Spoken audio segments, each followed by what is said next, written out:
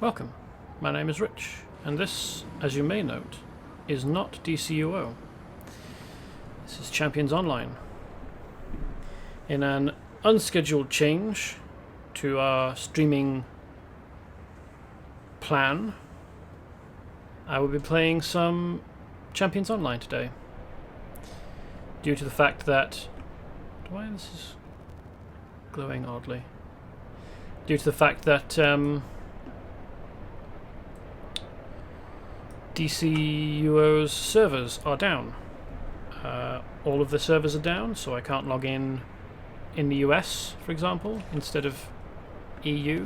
Not that that would do me very much good, because I don't have any character. Well, I think I do have some characters on the US server, but I don't remember what they are, and it's been years since I played them. Anyway, I'm here to pick up some daily missions.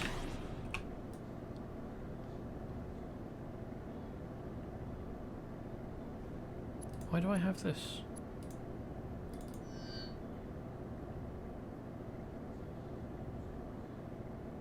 I did that already.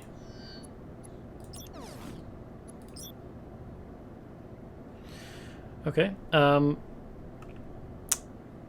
There are a bunch of games that I would like to play online, well, on stream rather, not just MMOs, but a bunch of other games. The thing is that of the MMOs, they're ones that I would need to subscribe to, or the non-MMO ones I don't have installed. Oh no, there is one. I do have Kingdoms of Amalur, but on the other hand, if I start streaming an entirely new game just for one evening, how do I come back to it after the weeks that I'll spend on DCUO again in the future, doing not just hero side stuff, but the villain side stuff that I'm preparing characters for. So I've kind of backed myself into a corner with options, and so it is just Champions Online today. Breaking out in hives. The Canadian Steelhead Organization has just reported to Unity the discovery of a Qlar hive in Canada, where the Qlar are amassing for a surprise attack on the Gadroon. Steelhead does not want to protect the Gadroon, but also has no desire to let the Qlar get a hold of Gadroon technology. Can you travel to the Great White North and clear out the Qlar hive? You'll need to take down the Qlar in charge of the operation to ensure these crazy bugs get the message. Champions Online, the search for content online. Yes, I suppose so. I think I've done this breaking out in hives before. Serpents and worms. Viper has continued their research into Ignatium in Andrathal, which may draw the attention of the elder worms of Echinocus shores who covet that power. If you can hamper Viper's efforts and hinder the elder worms, it will keep either group from mastering the power of Ignatium. Okay, hive maligned. Since the Qlar invasion of Millennium City, we've got Until and Unity agents around the world finding hidden hives and flushing out the Qlar. Unfortunately, Viper beat us to one of their hives on Monster Island. They've sent a squad of soldiers into a Qlar hive and are attempting to steal Qlar biotechnology. Your mission, technical issues, is to stop Viper, defeat their squad commander, a dangerous powered armor commander, and deactivate the Qlar biotechnology so it does not fall into the wrong hands.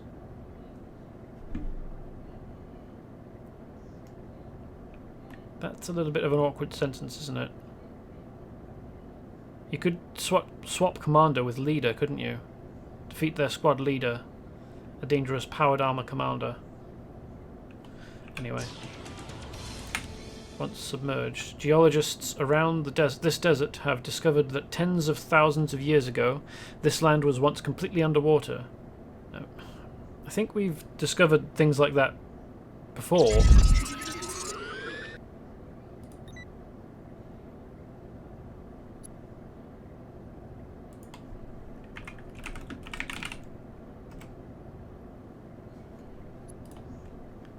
It's not new discoveries. It's not a new discovery to find that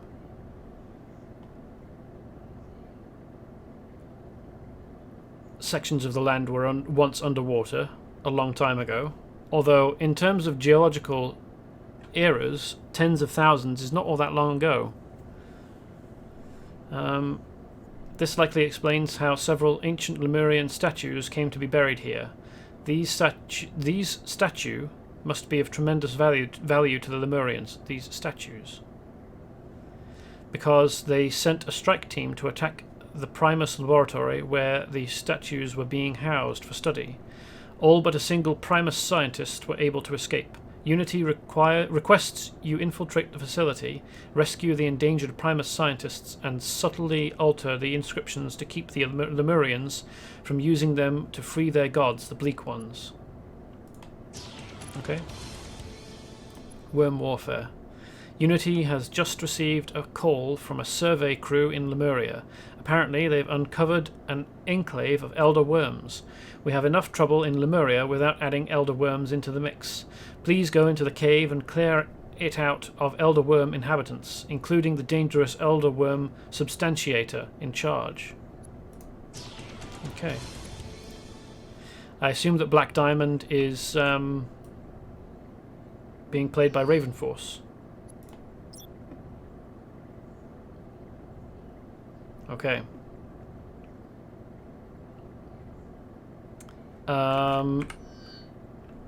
So we've got 2 in Monster Island, 1 in Lemuria, 1 in the desert, and 1 in Canada. So I guess going to Monster Island first, doing those 2, then to Lemuria, straight there, because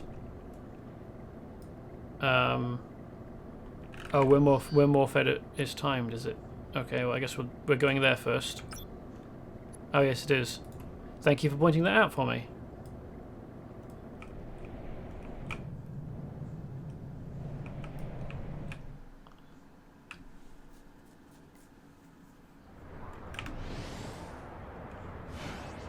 So it would be a good idea to go and do the timed one first.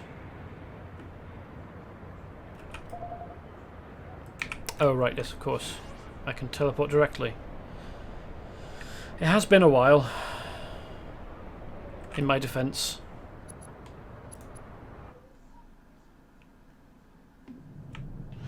I was heading for the jet.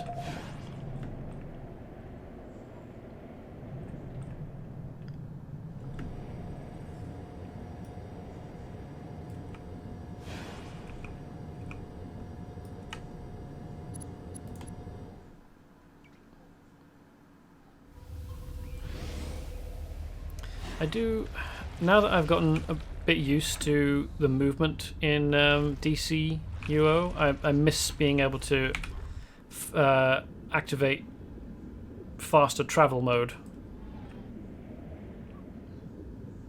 Although I suppose, on the other hand, I do have a mount that I could swap out to.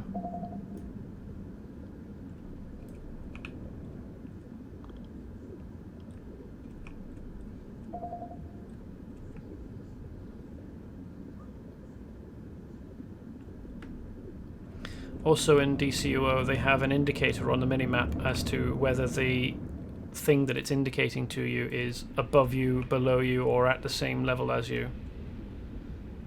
Which is handy.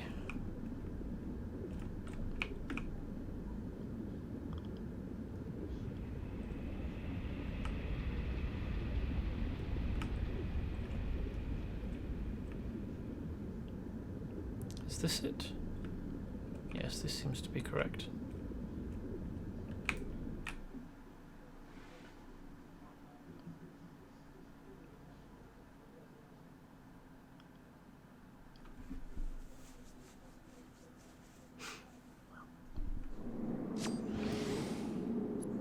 Yuck, this place stinks of elder worm. Plug your nose and proceed.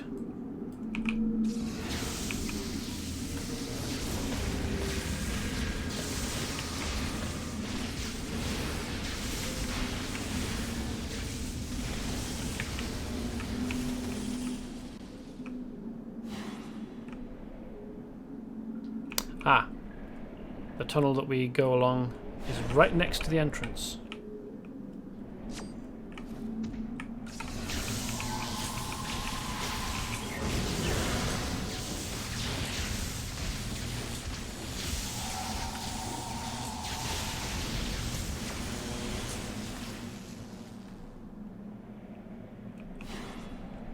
I assume that that's an aura or something that you have. You don't need to worry about Nox. I'm a ranged character.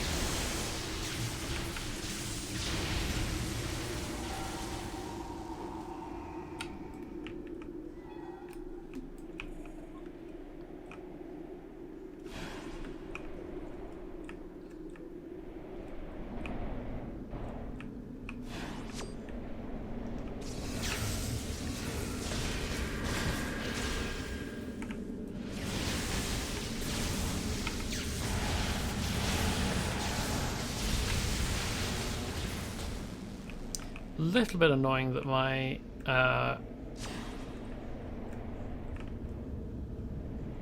ball lightning pets decided to go after one of the groups instead of the other. And so I was left without any energy because it didn't hit anything. Just realised this is a higher difficulty. Oh well.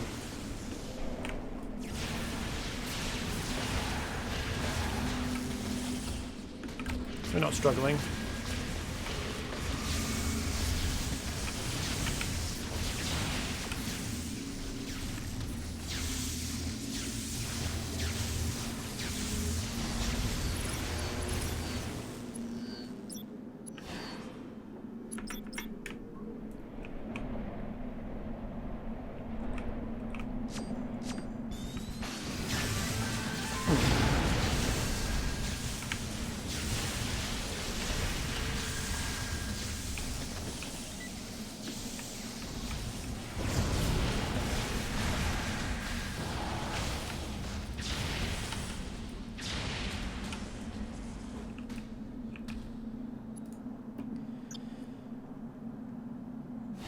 Technical issues. Thanks to your heroism, the Elder Worms have retreated back to Echinocus shores.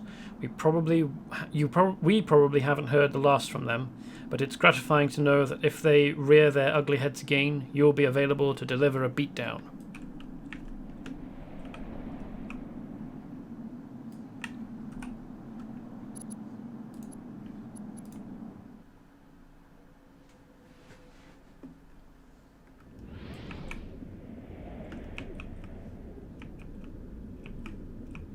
Ah, there we are.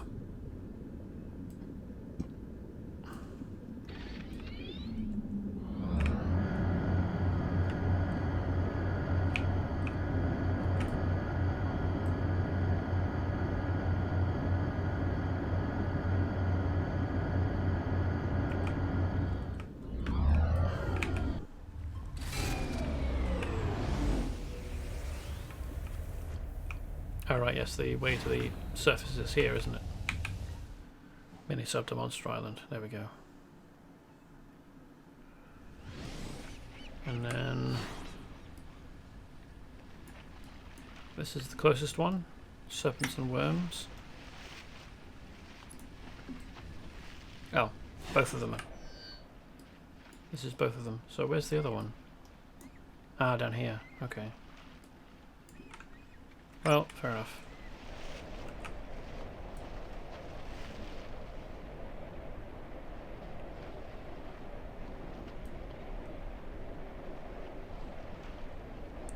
Defeat Viper in Andrathal, and then defeat Elder Worms in Echinocus Shores. That's fairly easy. It's only 20 of each.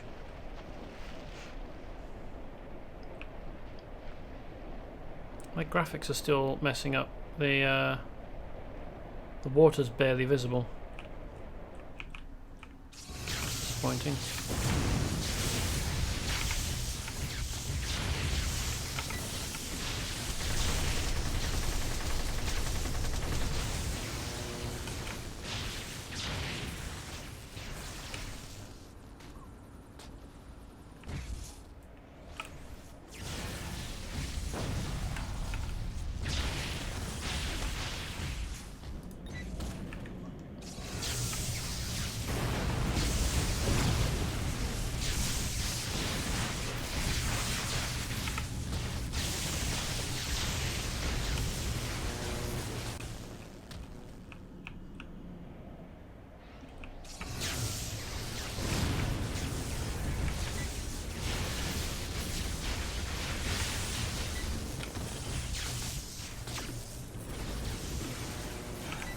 There is an organisation very much like Viper in DC, which is probably why it exists in Champions Online, except it's called Cobra in DC, I think.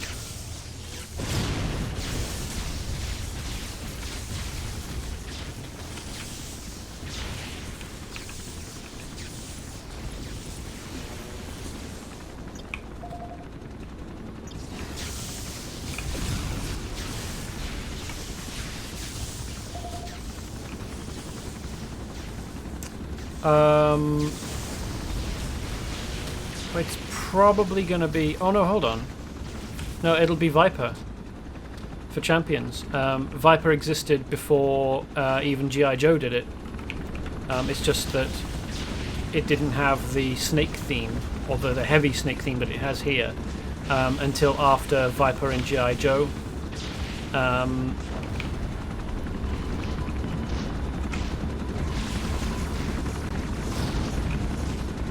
And so, I mean, the theming is different, the colours are different.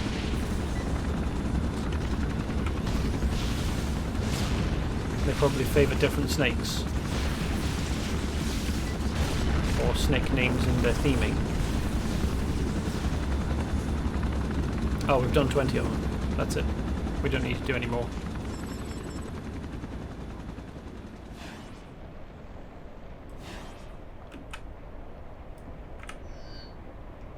Now it's just worms.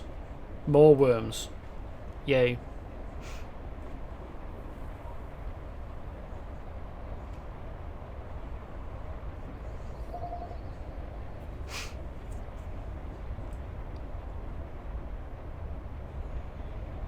Yeah, I don't really think that there's anything about the Elder Worms to like.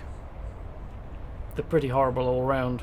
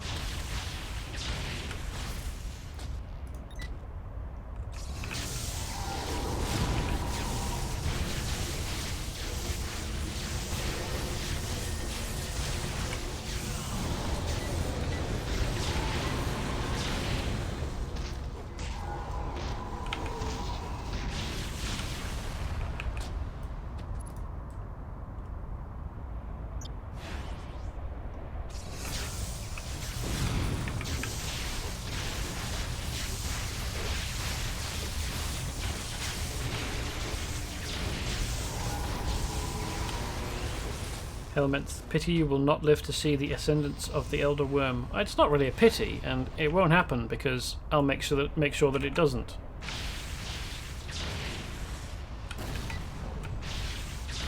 So I mean, I'll never see it happen for as long as I live, no matter how long I live, because I'll stop it from happening.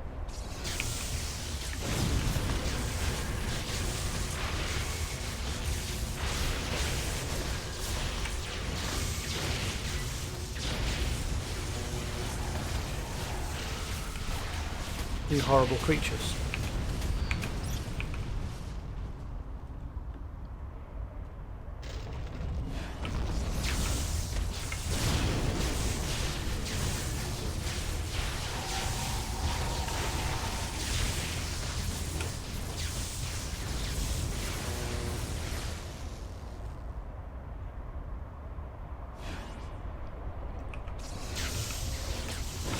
It's a small thing, but I think that the time it takes for you to go back up to travel speed after you exit combat when you're using a travel power is shorter in DC UO rather than here. I think that it's like a couple seconds longer in here.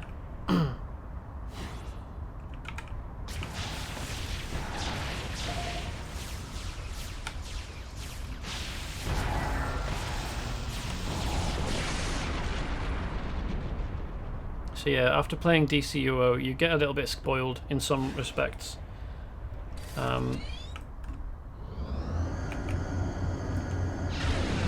it's just to do with the way that the what's the hive maligned, okay.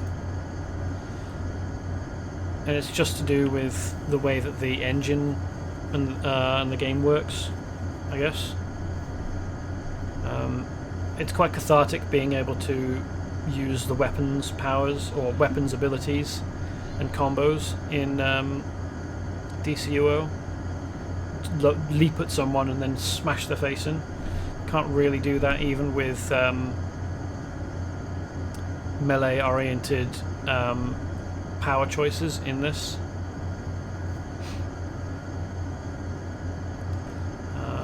Because in this everything feels just that much more static because you're not leaping around.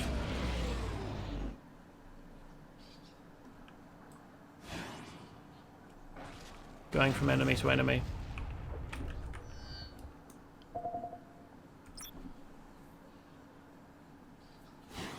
Yeah.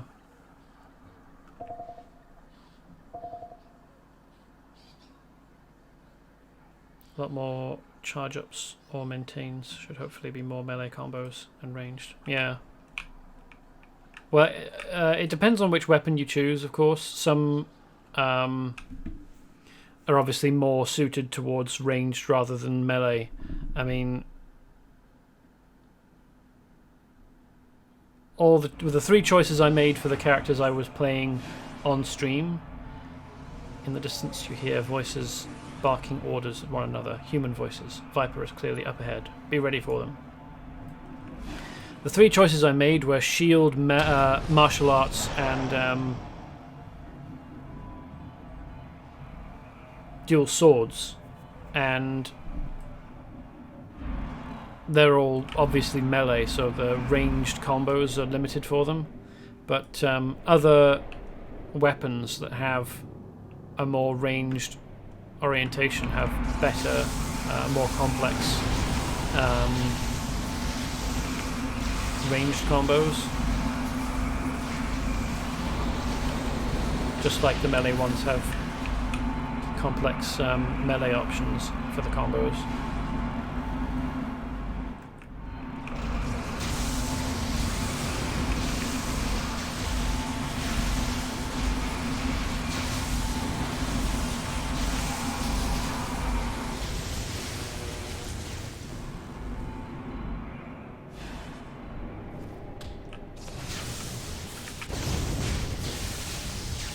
I really like that in DCUO you have a choice of melee and powers, or rather weapons and powers, so you can choose which you'd rather focus on.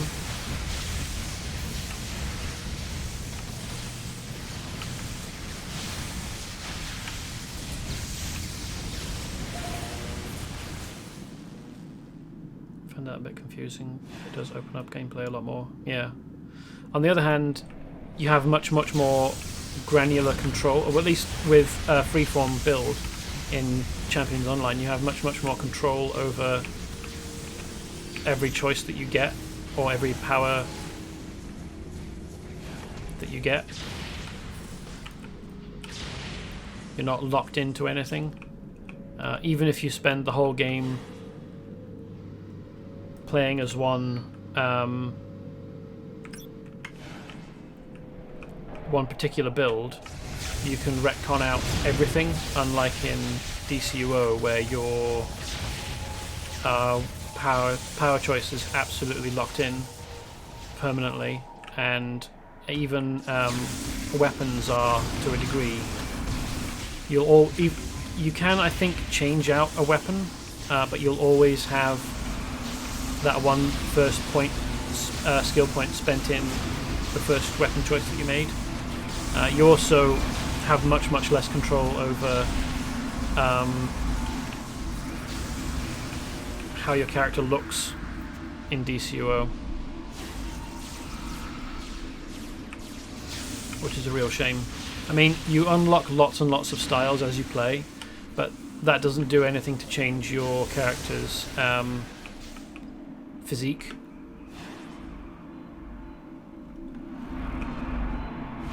Like, you've got 9 choices for what their body looks like, and that's it.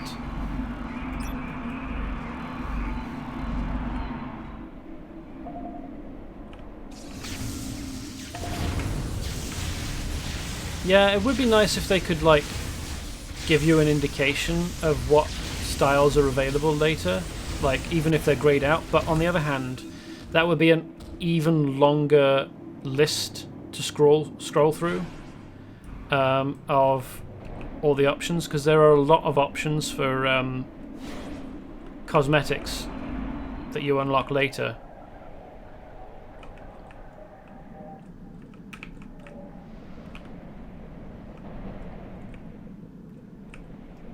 It would probably make the menus unwieldy at character creation. It would probably be fairly overwhelming as well.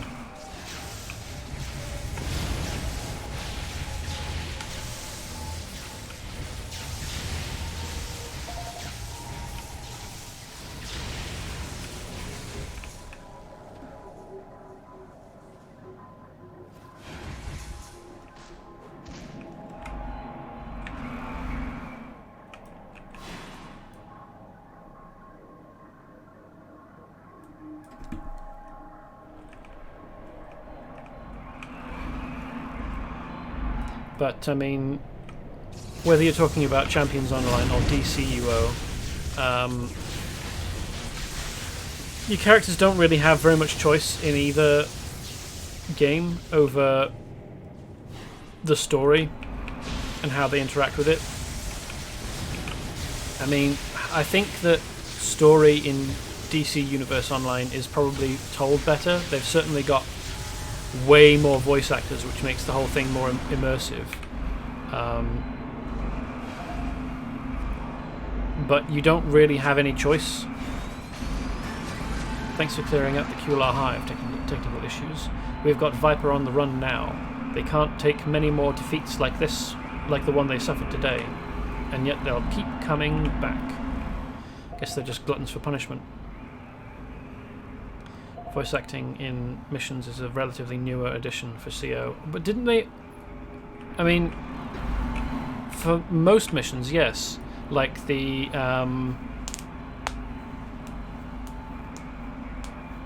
the newer ones for Death Rattle and Serene Abyss are unusual in that they've got voice acting. But a lot of the very early missions that you do in Champions Online have voice acting as well, don't they? Like... Kevin Poe has voice lines. The leader of the Mad People, Zoe something, and the leader of the Cobra Lords, Maniacs, that's the one. Zoe Loft, thank you.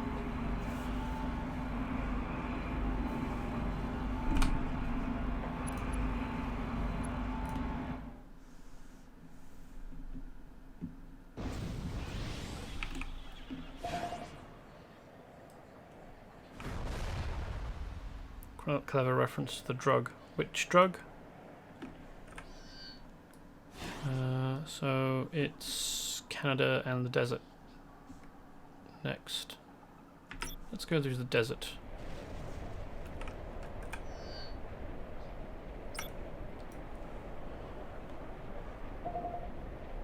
Zoloft. Oh, okay. It's not really one that I'm familiar with, to be honest.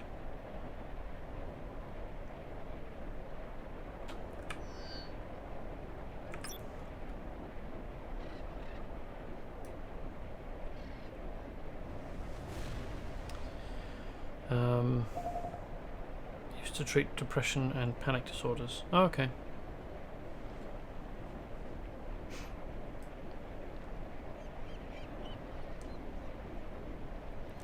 But yeah, one of the games that I'd like to play on stream is Star Wars: The Old Republic, which does have choice for characters.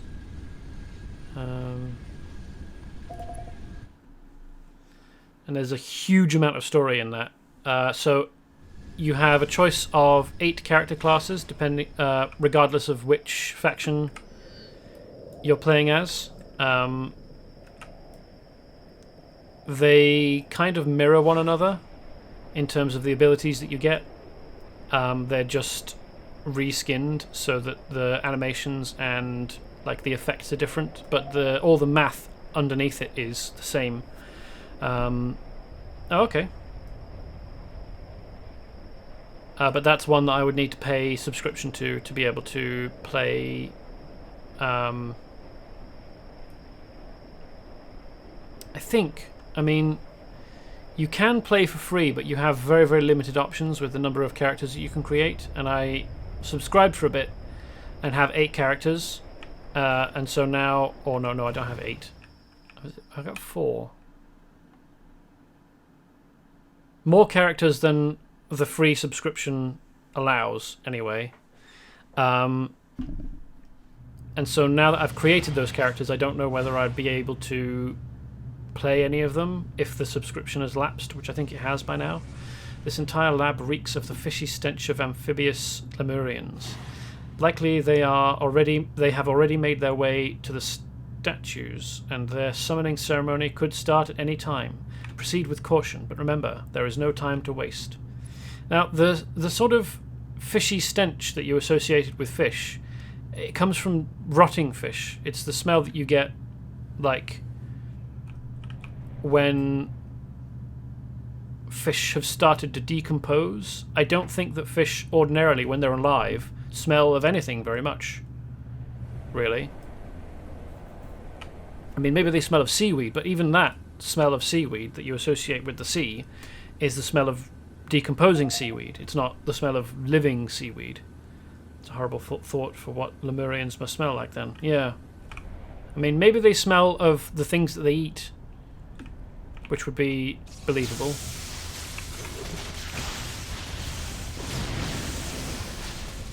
Apparently, if your diet is very strong in one thing or another, people whose diets are otherwise pick up on the differences very strongly. So, for example, if someone has a Near Eastern diet and they don't eat very much cheese at all, Western people who eat lots of cheese just stink of rotten cheese, rotten milk, apparently. In the same way that to anyone Western who eats a lot of cheese, who spends any time around someone of a different culture who eats different food, will notice that the person who eats a different diet smells different.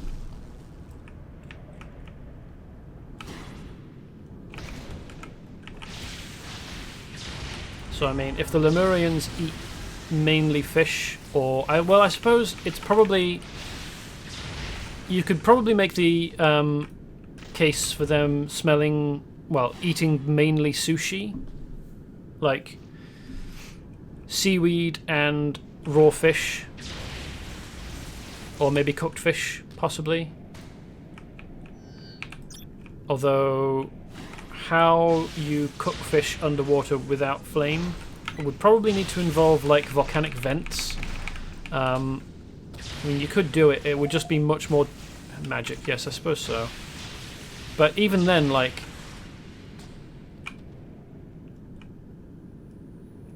heat convection is a thing. Even if the game doesn't really show heat convection being a thing, it is a thing. Like, even if you have a special magic stove that heats up so you can cook on, it will heat up the water above it as the heat rises very, very quickly. And then because water conducts heat way better than air does, because it's closer together, the molecules in water are closer together than the molecules in air, any space that you were trying to use, any enclosed space underwater that you were trying to use to heat up stuff would very, very quickly heat up. Yeah, they could definitely heat stuff underwater. Never looked into what they eat, though. Yeah, so I'm just going to assume that Lemurians eat mainly sushi, so raw fish and seaweed. I don't know whether they include rice in that, but probably not. Although there might be something similar, like there might be some kind of grain that it's possible to cultivate underwater. Nice, just had a Lemurian skid into view and then fall over, defeated. And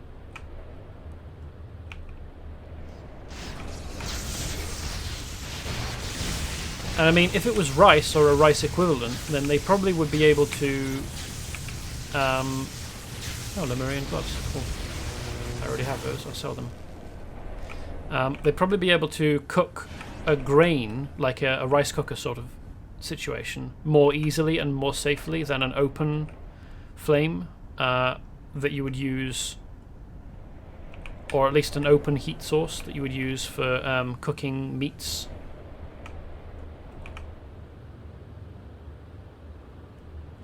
No, you need to go this way.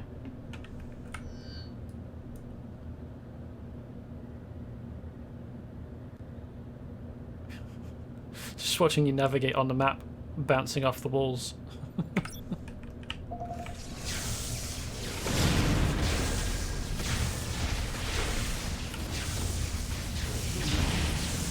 wonder what he's doing up there. Is he stuck in the ceiling?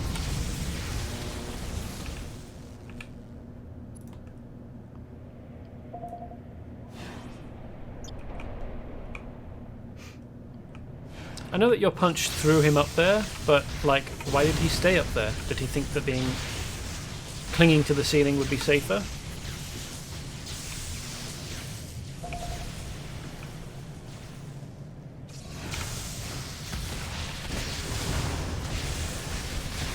Yeah, so one of the games I want to play is Star Wars The Old Republic, and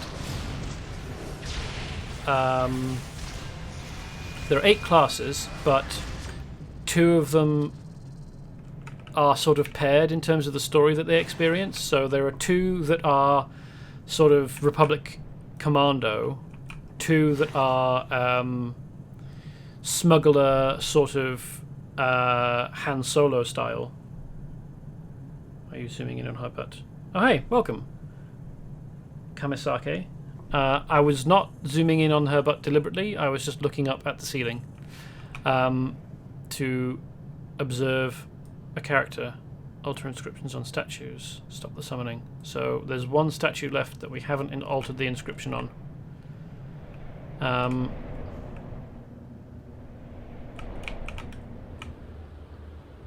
Is it this one? Yes, here we are. And so Unity thanks you for your fine work. Technical issues. The scientist you rescued is currently in a debriefing, but he asked to pass along his profuse gratitude. Nice. So I wouldn't be creating 8 different characters to play 8 different stories. In fact, I've only played a small amount of the stories of any of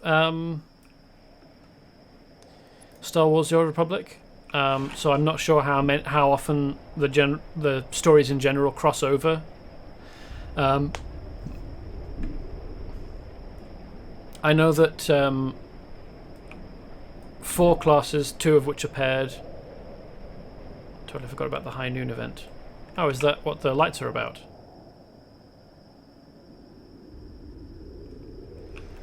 Anyway, I can come back and look at what that is about after I've done breaking out in hives. Yeah, Mechanon is attacking Snake Gulch. Okay. So, 2 of the pairs of classes, all the Jedi classes and all the non-Jedi classes, 4 of which there are 4 each, have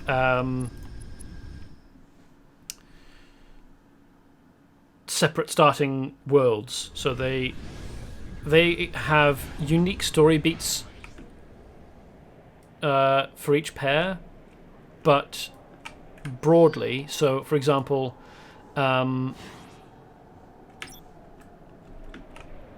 for the Republic Commando and the Smuggler missions, you are on a planet where a rebellion is taking place. So there are people who are trying to separate out from the Old Republic and are trying to do so with the support of the Sith Empire. So whether you pick any of the 4 of the non-Jedi options, you will always be on this one planet doing a lot of the same missions, with some unique story beats for either the Commando or the Smuggler. And whichever Commando type you are, you still get the same story. You hear the odd chirping and chattering of Qlar in the distance. You are in their turf now and will need to stay on guard as you proceed. Okie dokie. Isn't this... How come the map is fully explored? Oh well. Oops.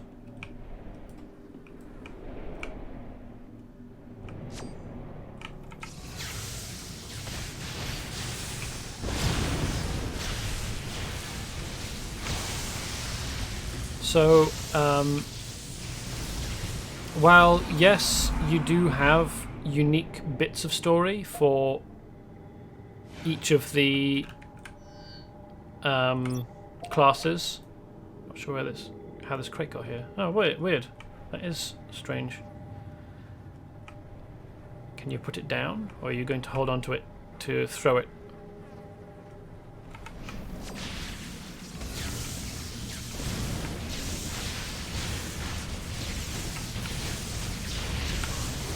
So even if you did create 8 different characters, or even just 4 different characters, one of each of the different pairs,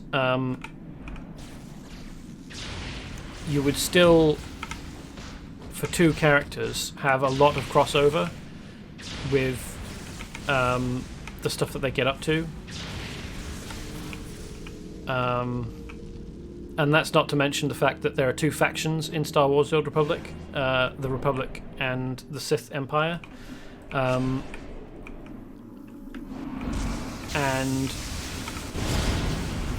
I mean, I know that I'm going to be creating villains for DCU, or I have created some villains for DCUO, and I'm going to have a look at what those story lines are about. I don't know how much evil the Sith Empire characters actually get up to, and therefore how much I could tolerate playing those characters. I mean, I'm still not sure how much I'm going to be able to tolerate playing villains in DCUO, because all of their missions have to do with deliberate fuckery.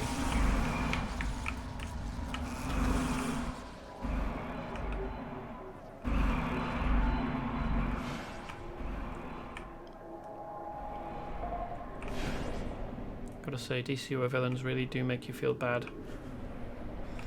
Yeah.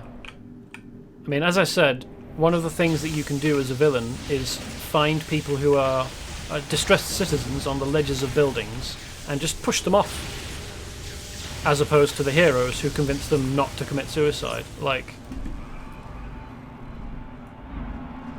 I don't really care how much other stuff might make me sympathize with these villains. The fact that you can do that limits how much I can sympathize with them and want to have anything to do with them. Steelhead Division contacted Unity and asked to pass along their heartfelt thanks to you. Technical issues. Your victory today has not just made Canada safe, but the entire world. So I mean, I'm curious about what the rest of the story is like. I mean, I want to find out how much it crosses over, because there are some places where I think villain and hero characters do the same thing. For one thing, at least, we're all against Brainiac, but apparently both heroes and villains fight meta heroes and villains fight Zazzala in the Metropolis Metrodome. Although I suppose it's not just meta heroes, that's just the second mission that you get as a meta hero or villain, and from second missions you can take them whatever your background is. You just have to go to the right safe house.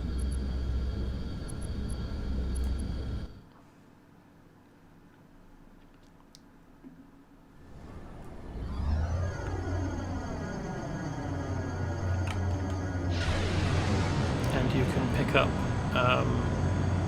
the second mission that's available there.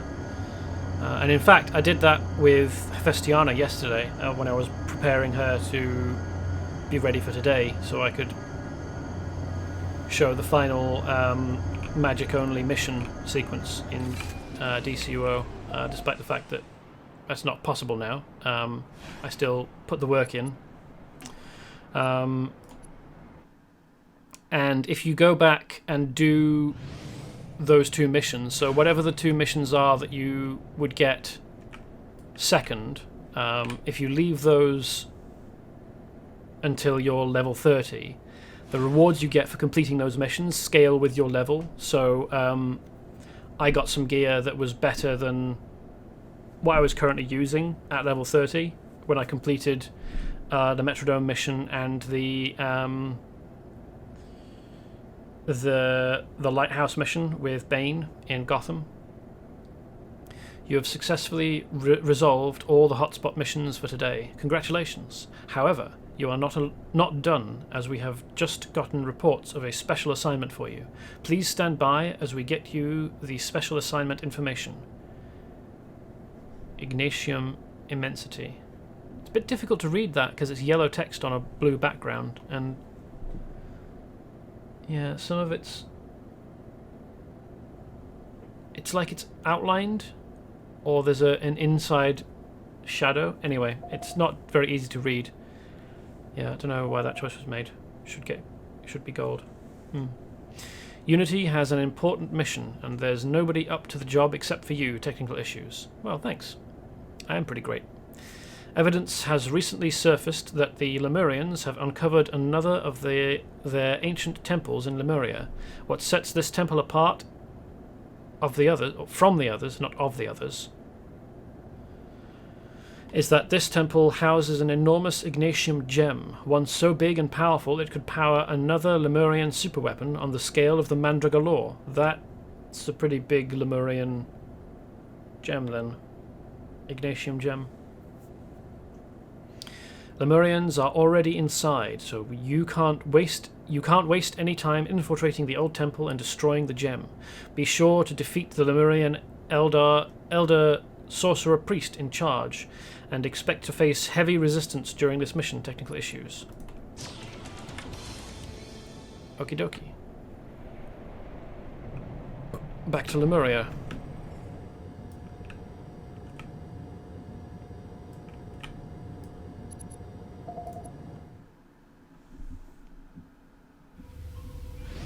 you wanted after this, we could go try the Warzone. Which Warzone? I mean, I was going to go and try the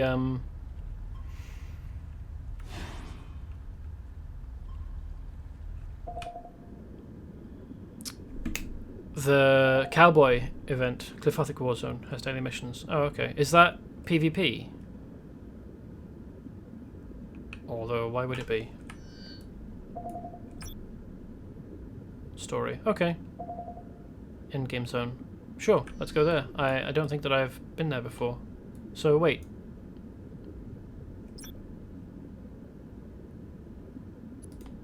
Where's this? I assumed it would be in Lemuria because it's in Lemuria, but... Oh, it's Monster Island. Oh, okay. I mean, it doesn't say anything about...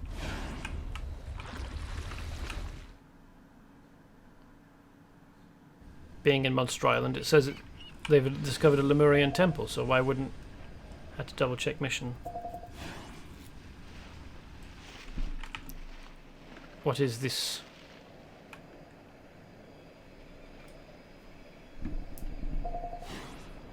Raptor Rush. Okay.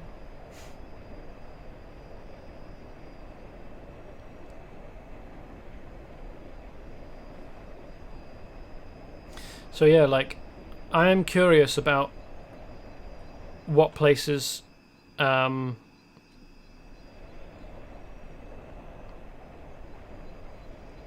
hero and villain stories cross over in DC Universe Online.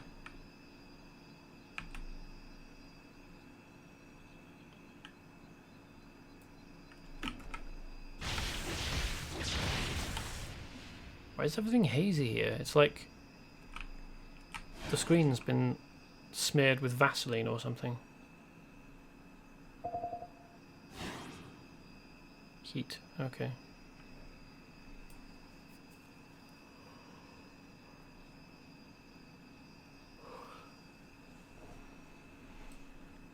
Defeat Raptors, 1 of 60. Well, we're off to a quick start.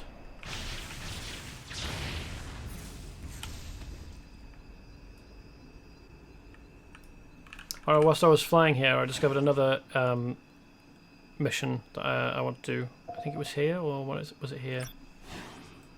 That I haven't done before.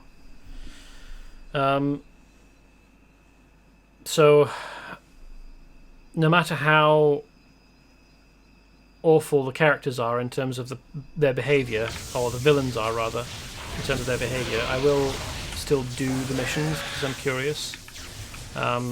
Probably won't be doing any everyday villainy like robbing people or beating up superheroes who are hanging out. And I certainly won't be pushing anybody off of ledges, because fuck that. But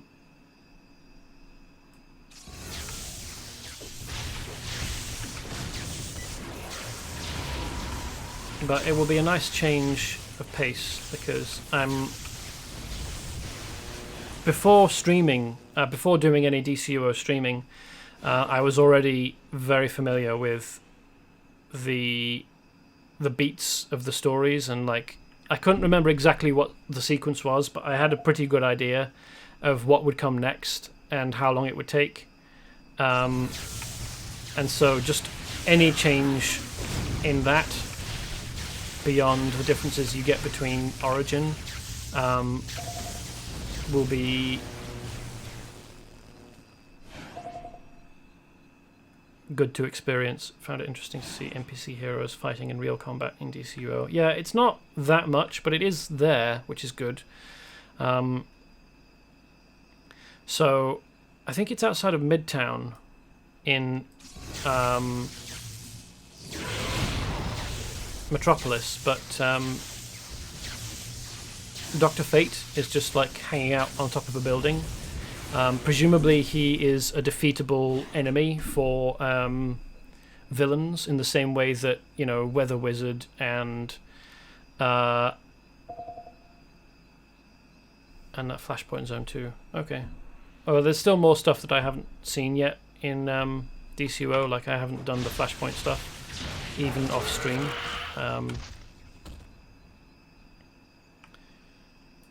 But there are a bunch of villains just around in Metropolis and Gotham, and I suspect that if I looked, there would probably be heroes around as well, and they'd probably be challenge rating 42 or 72 or whatever the two different ones are for the villains. There's an overwhelming amount of advertised content in DCUO. It's a bit much, yeah.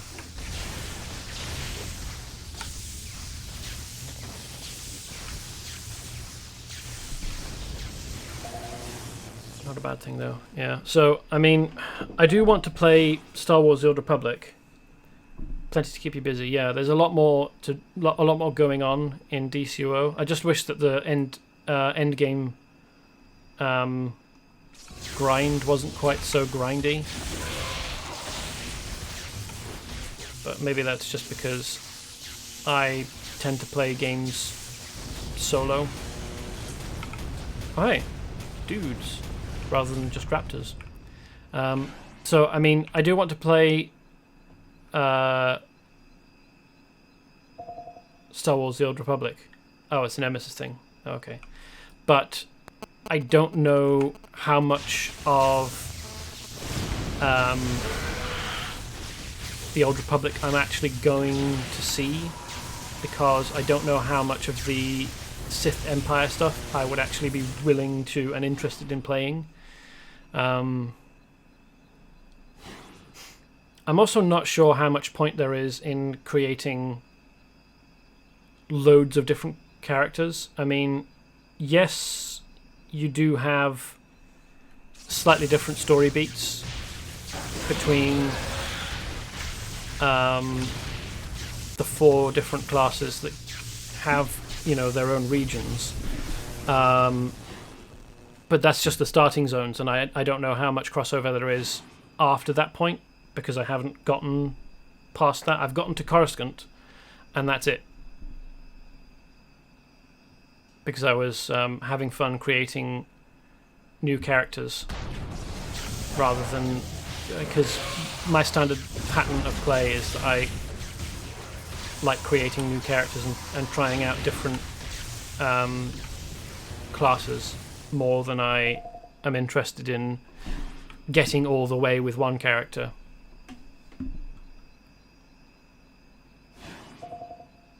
Altaholic, yep, that's me.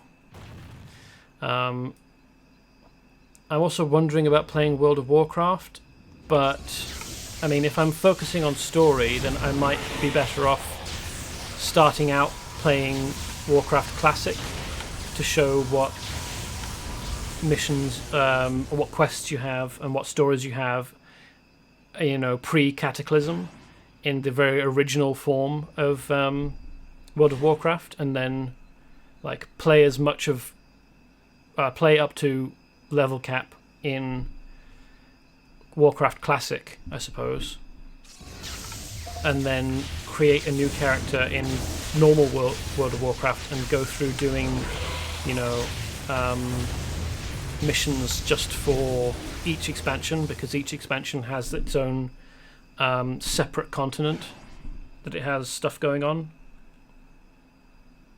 Know nothing about WoW, but have heard a lot about it. Yeah, there's a lot of lore in World of Warcraft. And the game now is very, very different from how it used to be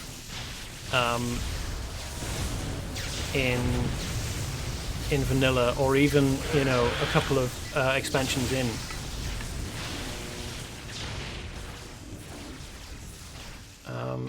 And the game, well, I think the gameplay feels fairly similar to Champions Online, because you've still got the same, like, very static sort of gameplay. You push buttons, and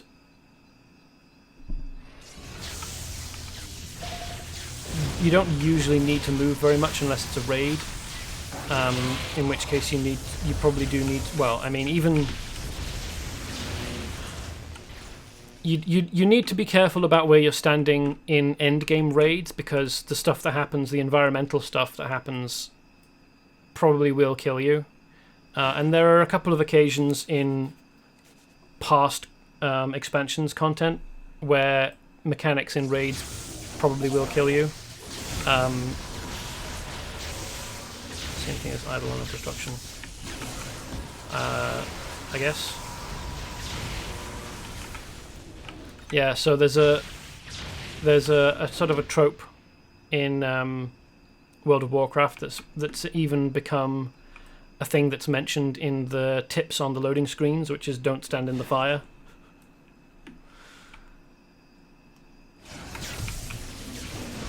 Which happens quite frequently in raids, except sometimes the fire is purple or green or something else.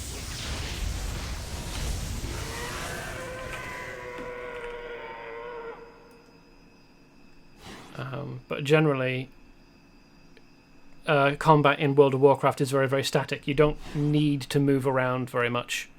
Certainly not. It's nothing like combat in DCUO. There's nothing like the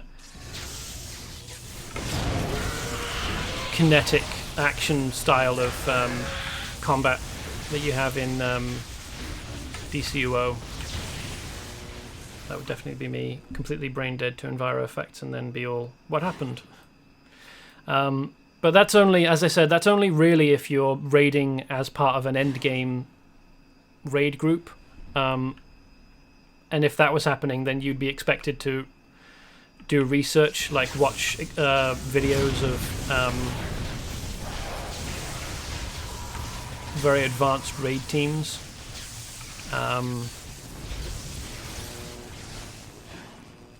Doing guides. And I probably wouldn't be doing that because that was weirder than you expected. And I wouldn't be doing raids really because I'd be looking at story rather than trying to get up to max level and then doing endgame content. Taking out these Argent kidnappers is not enough. On the ridge to the west, Argent is getting Manimal prisoners ready for transport. These Manimals need to be free. The Argent camp is located north of Malsver and south of the animal graveyard on top of the mountain ridge. Save 4 Manimal prisoners from Argent kidnappers. Okie dokie. I don't think I've done this before. Or if I have, then it's repeatable and I just don't remember doing it. So, oh well.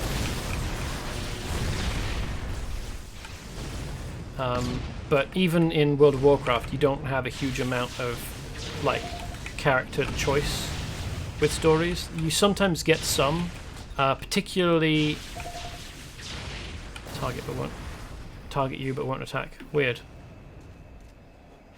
So I think that Shadowlands has come out by now, which is the latest World of Warcraft expansion.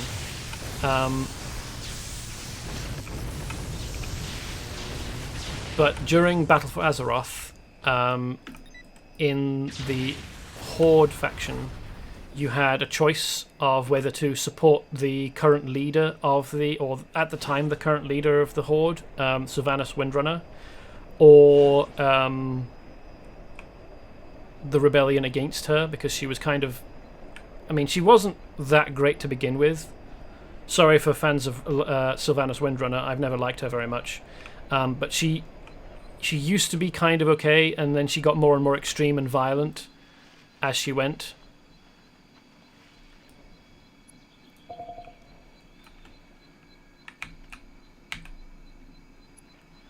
Somebody at the Argent base is going to be spitting mad when he hears what happened. Ha! That just makes my day. Cool. Name sounds familiar. Yeah. So Sylvanas. Definitely heard for the Horde. Yeah, Sylvanas was the leader of the Horde during Legion and Battle for Azeroth. And she, for the whole of World of Warcraft, was the leader of the Forsaken faction. So she's undead. and not terribly nice, even for being undead. I think some people would her proponents would probably argue that there's cause for her unpleasantness, but like, I think once you cross a certain threshold, one might want to up this to elite. Okay. Once you pass a certain threshold, of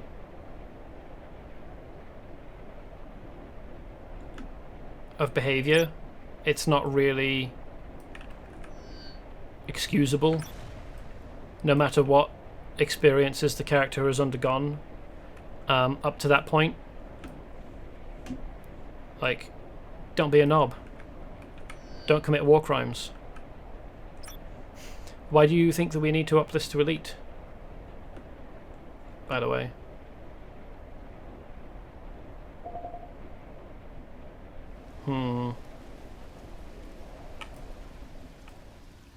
I would prefer not to.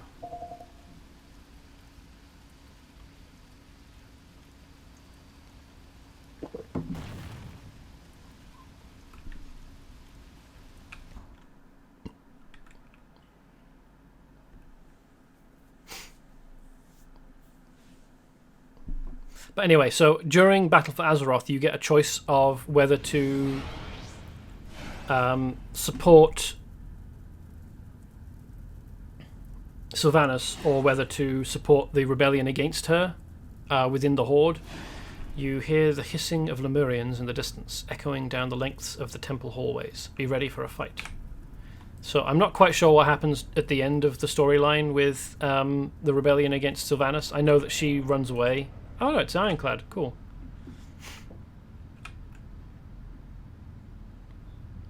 This is a time for actions. To battle! Well, he didn't have to come far, so that's nice, I suppose.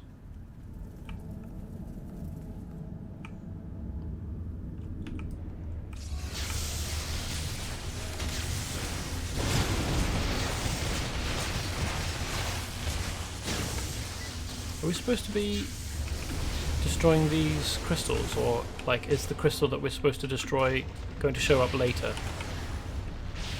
Is all of this one crystal?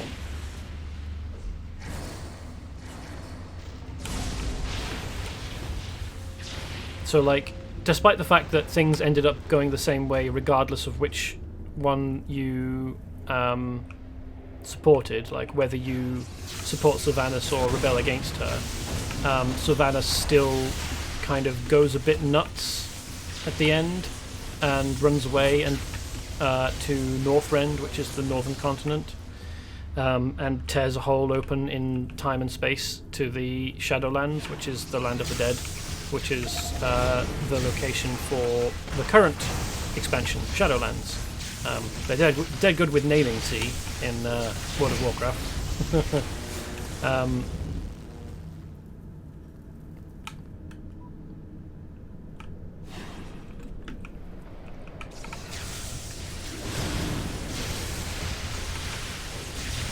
So, like, even in World of Warcraft, even in the most recent of the expansions, you don't... Well, maybe they've added more choice in Shadowlands, which would be nice, but you don't get a huge amount of choice even in, like, Legion, which is an expansion that came out 3 or 4 years ago? 4 years ago? Which I think was a very good expansion. I had a lot to do. Had a lot going on, story-wise. Smash the eggs.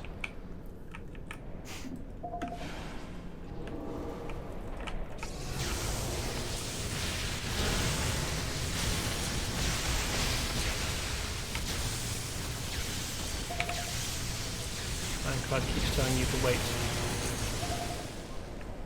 Like you're fragile. Well, he's used to fighting alongside witchcraft, isn't he? So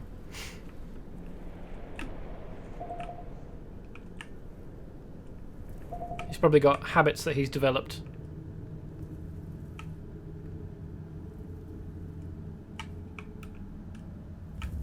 Not to mention Sapphire, who I would really prefer not to mention.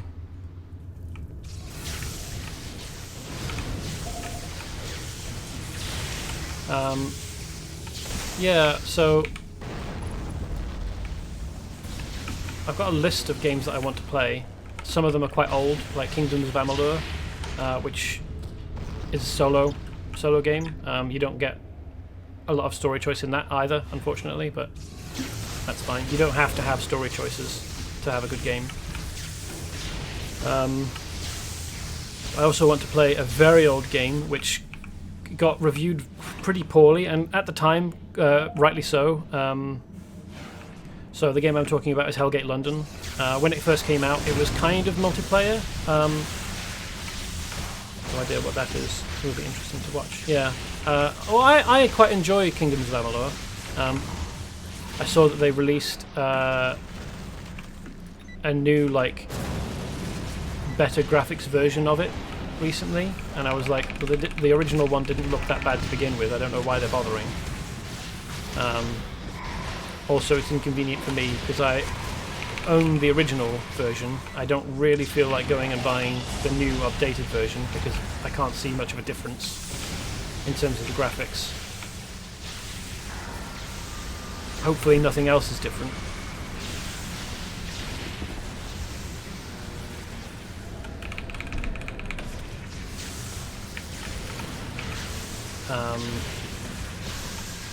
So the game I'm talking, the really old game is Hellgate London, which was kind of multiplayer.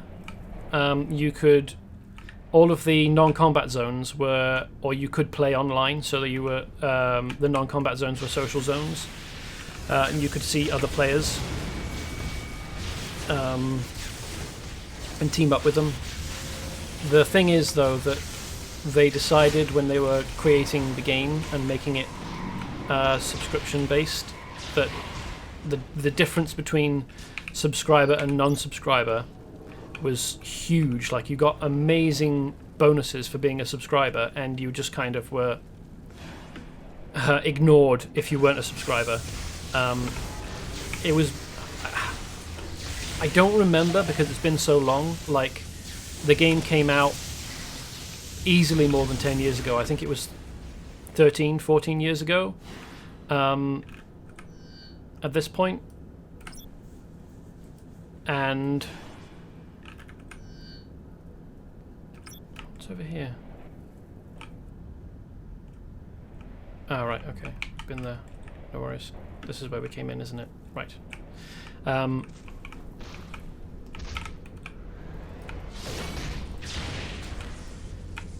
So, as a result of it being that old, I don't really remember what the difference was between subscriber and non-subscriber. It was probably a very early version of pay-to-win that people complain about now.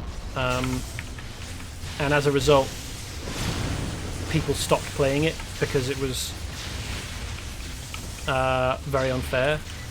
You can still play it. Like, I still own the disc. I could probably still install it, hopefully, provided it still works on Windows 10. I just wouldn't be able to play it online at all because there won't be the servers for that, and any possible benefits I would have gotten.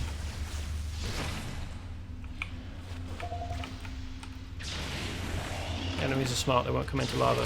Ha, nice. Any possible benefits I could have gotten from being a subscriber won't apply because I can't subscribe, because the mechanism for allowing that is no longer there.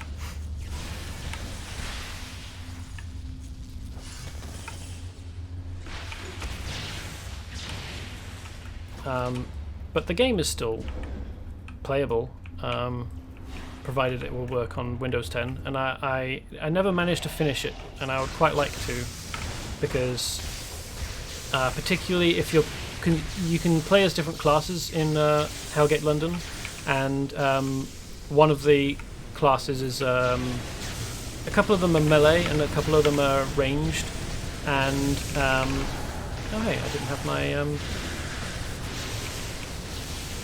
oh, apparently I do. It's just who play... Oh, for fuck's sake. I don't know what's going on with Champions Online and the graphics. Like, a lot of my powers graphics are just gone, and or not playing very well. Like, they were playing fine when I started, and I have no idea whether my toggle form is active or not. It looks like it isn't, but I can't activate it at all, which is fun. Anyway, no, that's not what I targeted.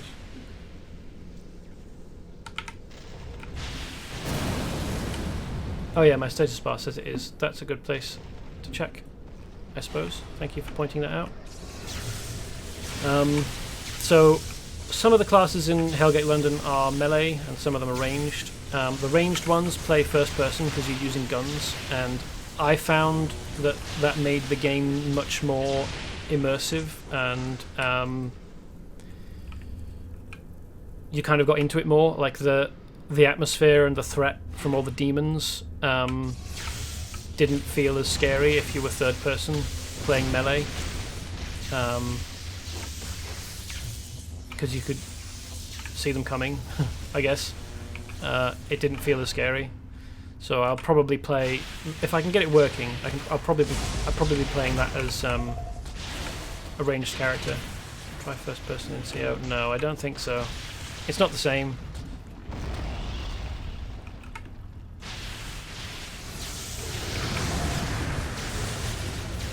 Yeah, first person in CO is not great, I don't think.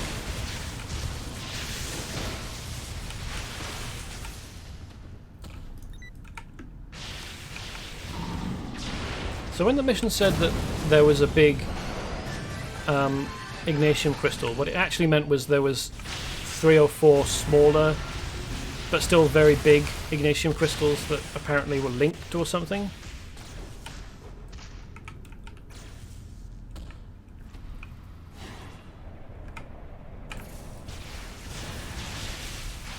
But I don't have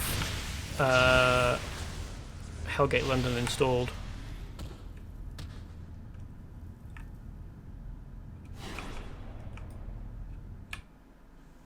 And as I said, it's a very old game, and I don't know whether it will work on Windows 10. I'll have to find out. But after I've done as much as I can in DCUO, I'm probably going to play Kingdoms of Amalur, because I don't need to worry about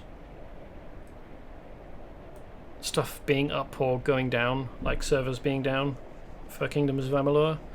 And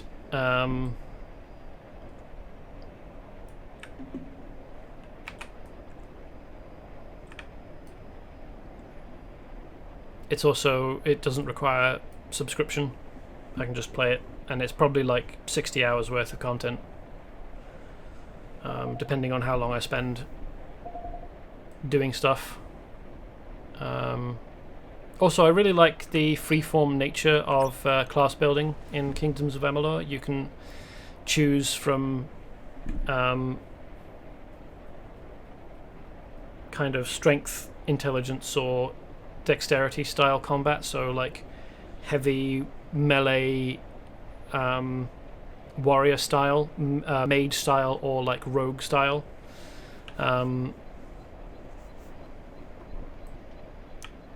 you can buy skills in any of those, and depending on how many skills you've got in each tree, you get like a sort of back. It'll be easier to show in the game, I suppose, but you can freeform your character in Kingdoms of Amalur in a similar way that you can in this, but staying even across all 3 disciplines gets you bonuses the same as focusing on 1 or just focusing on 2. And in fact, I think that the bonuses you get for focusing, well, not focusing and being a jack of all trades are better. But I'll explain that when I'm actually playing it. But yeah, there's loads and loads of story in Kingdoms of Amalur. Not a lot of choice, except in the order in which you take things on. What are you up to? Just beating up Cobra or Viper?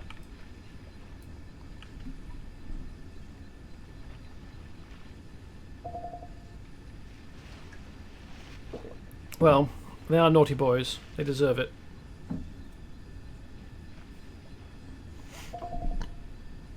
Love to hate Viper. Fair enough.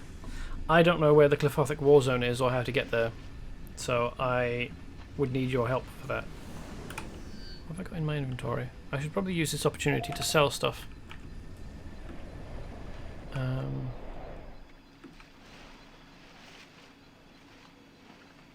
Collections officer, right.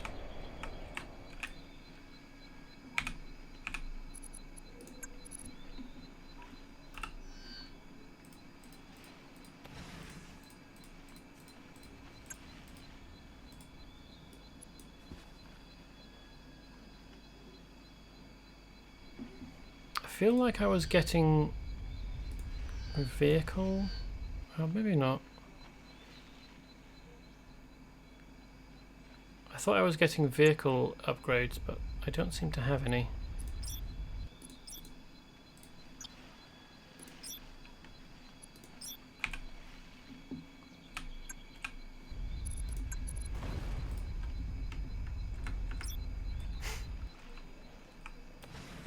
And whilst I'm playing Kingdoms of Amalur, I'll sort out which game I want to play after that, whether it be Star Wars: The Old Republic or one of the other MMOs. I mean, I've got a list of the games I want to play. Oh yeah, there's Divinity Original Sin 2 as well. I want to play that. So I want to play Lord of the Rings Online, Star Wars: The Old Republic, and Genshin Impact, maybe. I haven't played a lot of Genshin Impact, and it's not an MMO really, but it looks fun.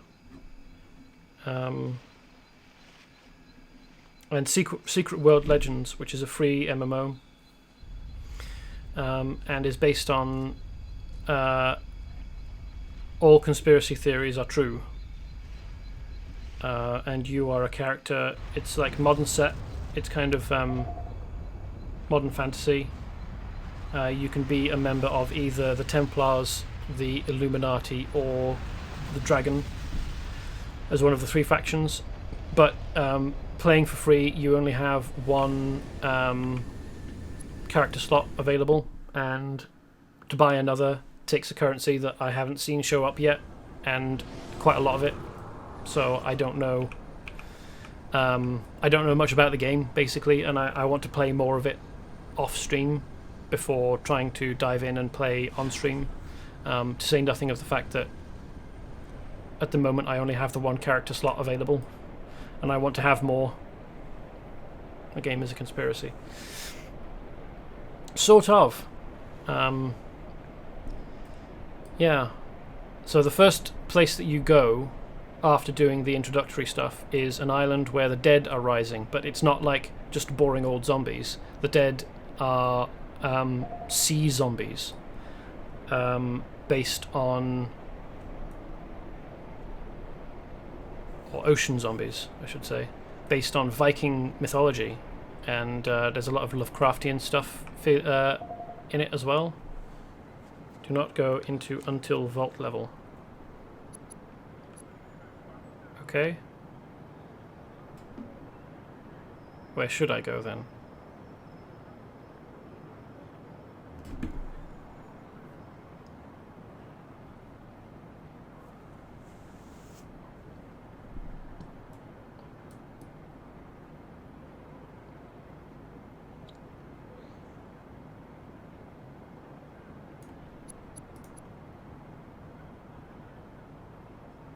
Oh well, I do have to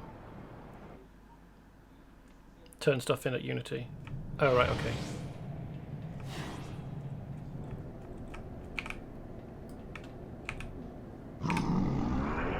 Excellent work. You have completed all tasks we have set for you for today.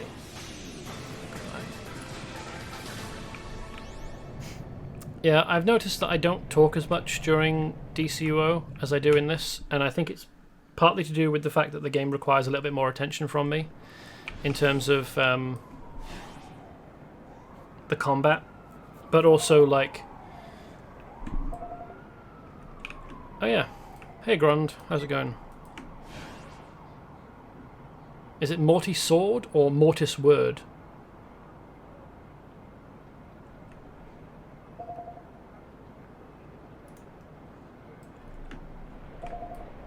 We will never know. Yeah. It's probably to do with, like, it's probably Mortis Sword or something. Like Death Sword. I expect that the character has sword powers. So how do I unlock Qliphothic Warzone?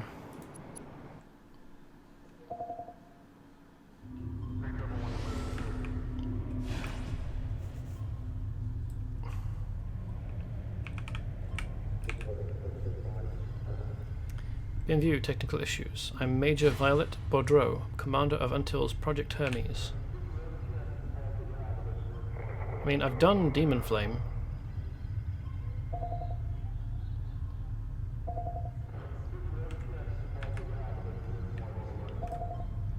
Speak to Defender, okay.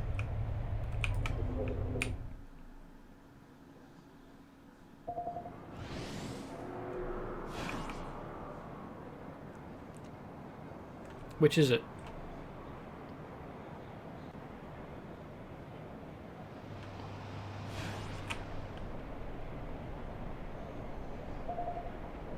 Okay.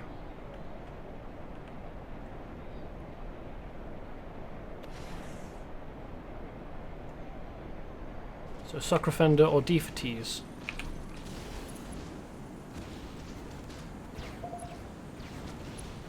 I've only got Whiteout or Resistance with Defender.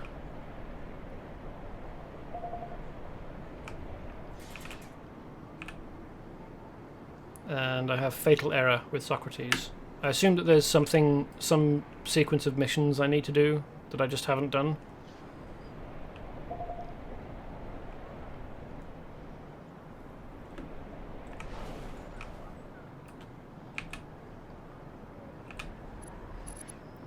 Cosmic Beatdown Kigatilic.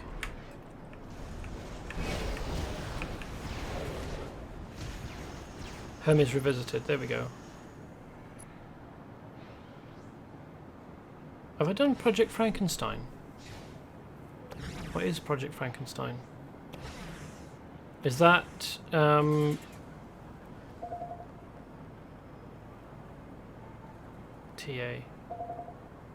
Endgame lair, okay.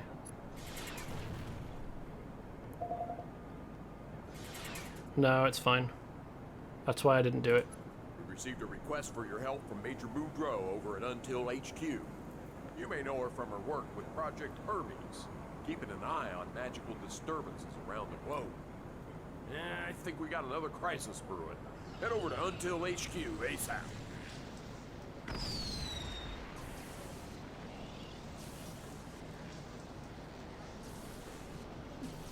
Technical issues. We've received a request for your help from Major Baudreau over at Until HQ. Oh, right, that's the voice lines that we heard. Okay.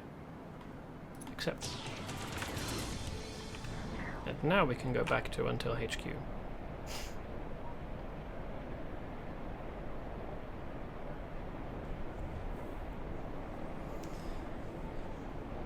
So yeah, there's a bunch of stuff that I really like about Secret World Legends so far. I haven't gotten that far into it, and I want to at least unlock a second character slot.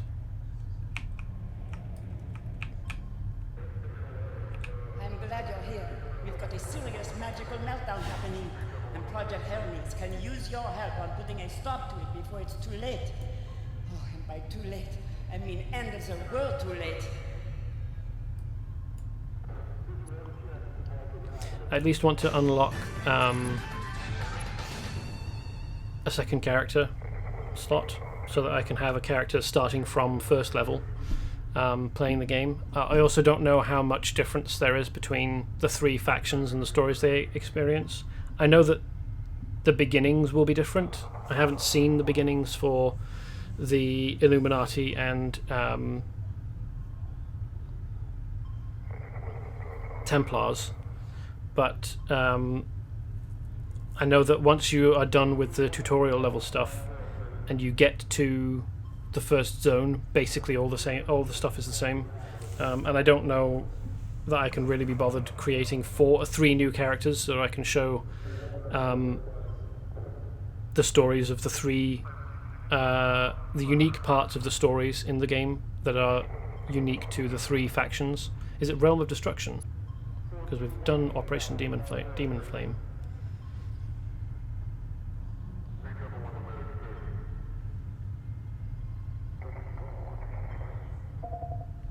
The spears have come to pass. The Demon Flame incident, the Aftershock event, and the Nightmare invasion have all been precursors to something far worse. Scroggings from a recent Mage Council have revealed a rise in interdimensional activity from the Qliphothic realm. I can't hear her very clearly. Her voice animations were face animations were really weird there.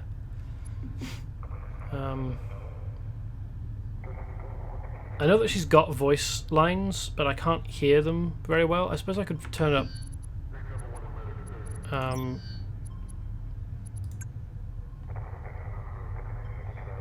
voice volume's already on 75 though. So if I turn up everything, oops, and have the voice all the way up. The spears have come to pass. The Demon Flame incident, the Aftershock event, and the Nightmare invasion have all been precursors to something far worse. Scroggings from a recent Mage Council have revealed a rise in interdimensional activity from the Qliphothic realm.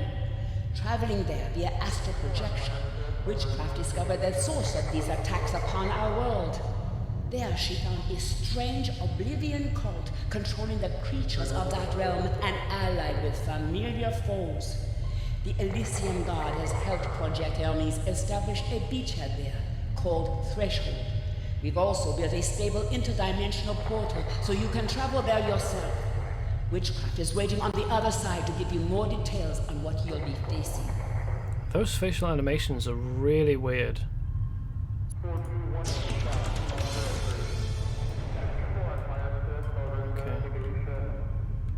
Everything in this upcoming zone has voiceover, aside from base NPCs. Just the missions have it. Okay. I mean, maybe I should just turn this down a little bit.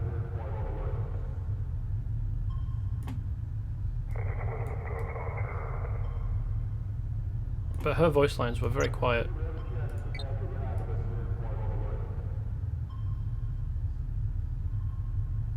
Yes, I'm the kind of weirdo who needs to have these on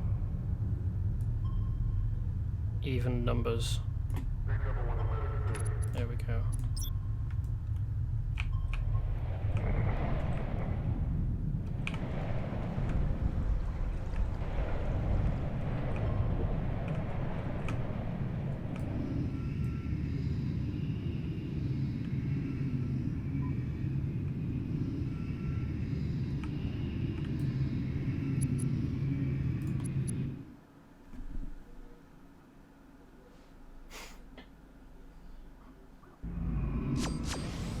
Turning and turning in the widening gyre. Things fall apart. The center cannot hold. Mere anarchy is loosed upon the world.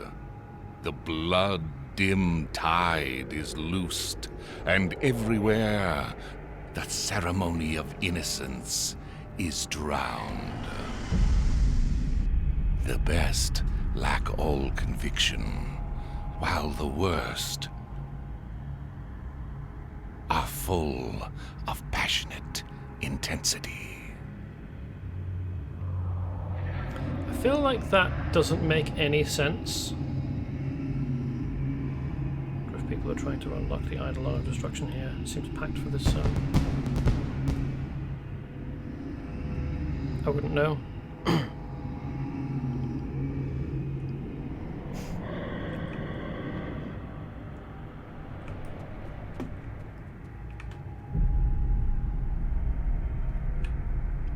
am so glad you are here. Your dependability in the face of such danger is what makes you a hero.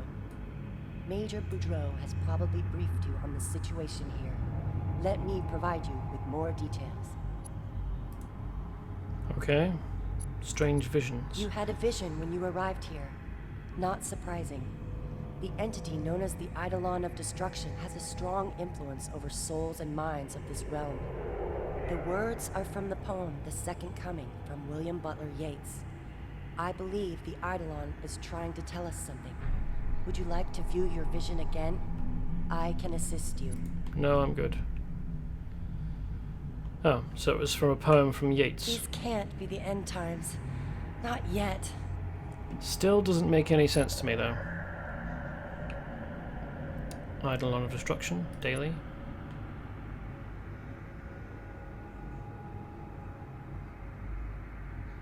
No voiceover. Technical issues. Shadow Destroyer has almost achieved his goal. If we can't stop him in time, he will become the Eidolon of Destruction. He believes he will be unstoppable, but we have a chance to end this, but it will be a slim chance. If you do not make haste, our time will run out, and Shadow Destroyer will rule over all. Okie dokie. Threshold You're confidential. probably wondering what foe we're facing here. The Qliphothic horrors who occupy this realm are being summoned and controlled by a shadow cult of humans twisted by the Qliphothic energies they channel. While the hordes are mostly savage and sadistic brutes, they've built a temple to the fallen kings of Edom and are using it to focus the remnants of their power. There's more you should know, but I'll direct you to the other attack leaders of Threshold. Captain Tyche of Project Hermes, and Imperium of the Elysium Guard.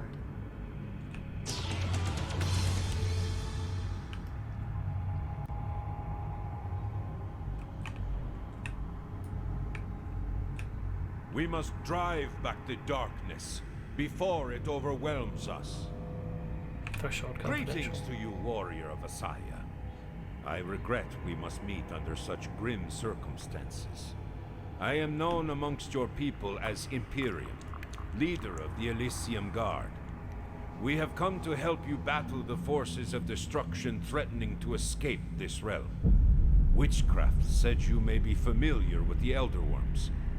This ancient race has established a base here in the Qliphothic realm, and are using their evil machines to channel the harvested fears of humanity for some twisted purpose.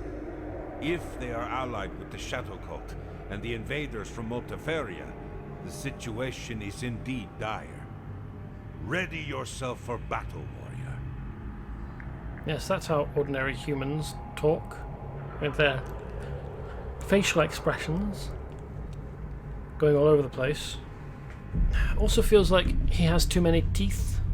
We must drive back the darkness before it overwhelms us.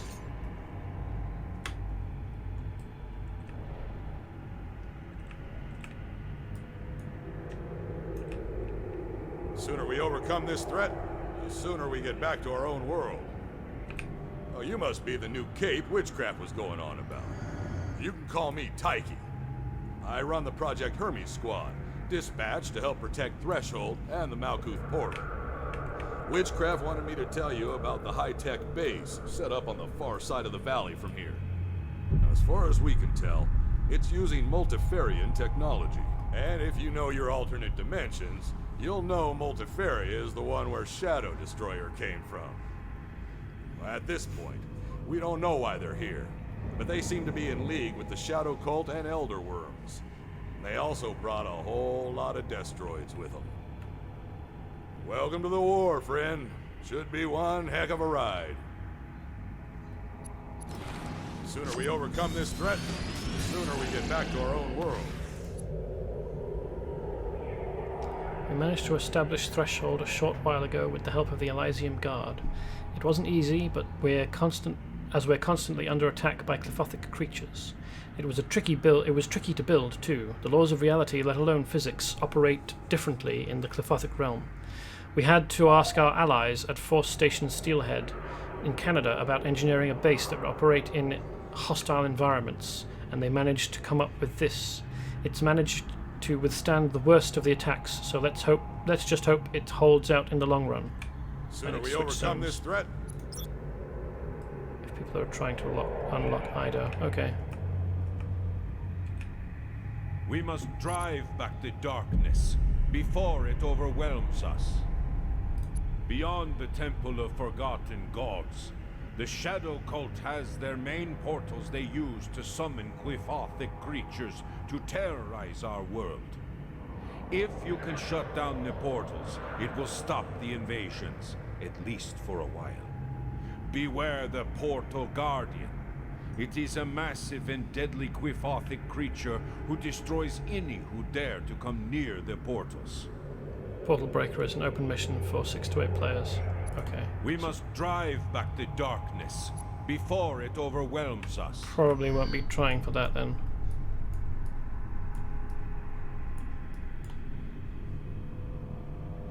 Outpost Epoch, Outpost Templar, Outpost Worm Sign, and Threshold. Okay. Is it just me, or has he got kind of a stereotypical vampire accent?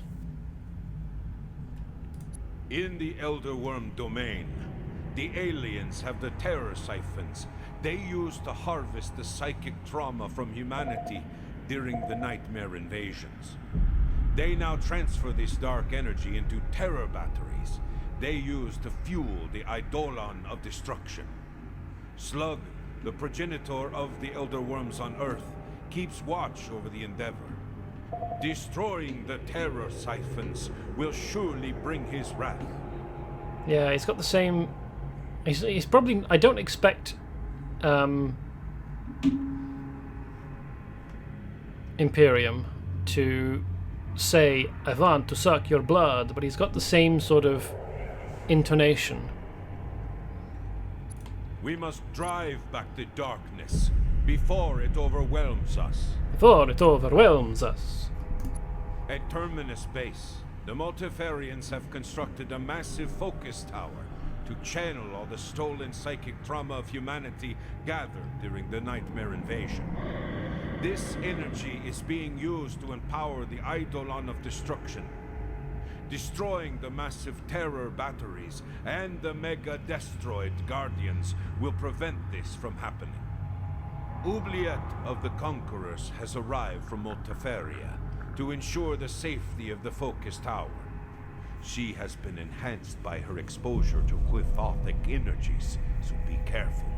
Now, that's why Oubliette is a viable or a credible threat here. She wasn't really during the Multifaria Resistance adventure pack. It needed her and the Sapphire equivalent to be a threatening encounter. She's deadly here. Yeah, fair enough. We must drive back the darkness before it overwhelms us. But for the Wormwrecker one, he said Slug is here, and I thought that we killed Slug. Or at least we deprived him of a body, I suppose. Maybe his spirit lived on and came here somehow. We're not getting voice lines for this. Oh, wild. Okay. Atop the Shadow Citadel, let me say that again. Atop the Shadow Citadel, the Eidolon of Destruction grows in power. He feeds upon the gathered fears of humanity, harvested and distilled down to its purest form. When he is ready, this entity will bring about the end of days, sending all of creation to oblivion. We cannot let this come to pass. To access the Shadow Citadel, you must first disrupt the flow of fear feeding the Eidolon. To do this, you must disrupt the 3 other battlefronts: Portal Breaker, Wormwrecker, and Assault the Battery. When this occurs, there will be a window when the Shadow Gate is open and the Eidolon of Destruction can be attacked. Shadowfall is an open mission for 20+ players. Players must complete the Portal Breaker, Wormwrecker, and Assault the Battery open missions within the same time window to open access to Shadowfall. We must drive back the darkness before it overwhelms us. Now that you've met both Tyche and Imperium, you understand what we're facing here. Let's get started on putting an end to this madness. You'll notice that because she's slightly transparent, both her clothes and also her head are slightly transparent, which means that you can see her teeth inside her head. Oops. Now that you can... Secrets of the Shadow Cult. Recommended We know Team 2. very little about this Shadow Cult. We know they pay homage to the fallen kings of Edom and worship a being known as the Shadow of Destruction. But if we are to thwart their plans, we need to know more. Travel to the place in the Nightmare Lands known as the Temple of the Fallen Gods. There, the Shadow Cult keeps their forbidden lore hidden in the ruins. Find as much lore as you can, and return it to me. Okie dokie. So you said I need to leave here before I can get the daily missions. No?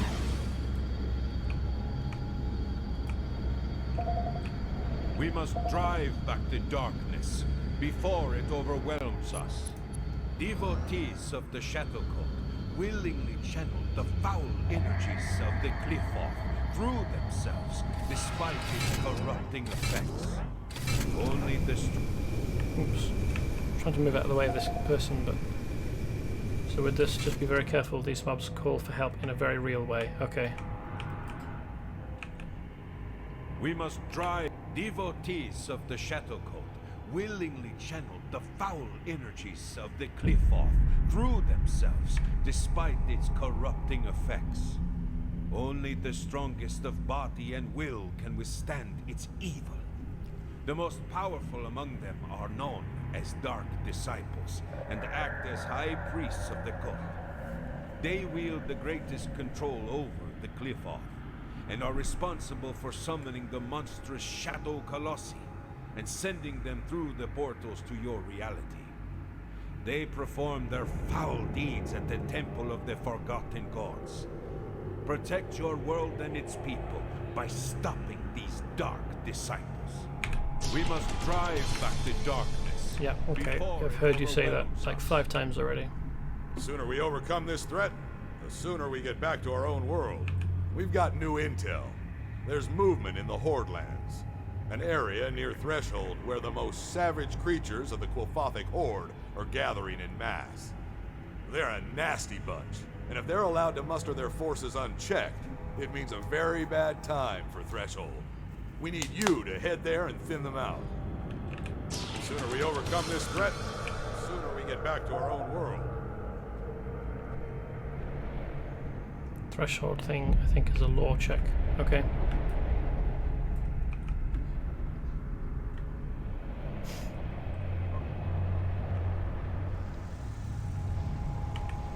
Is this supposed to be some kind of tree? Looks real nasty.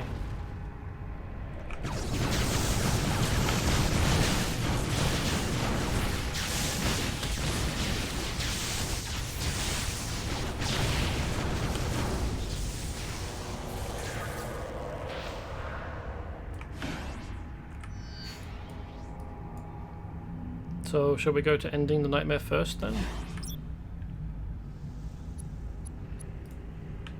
Since it's the closest.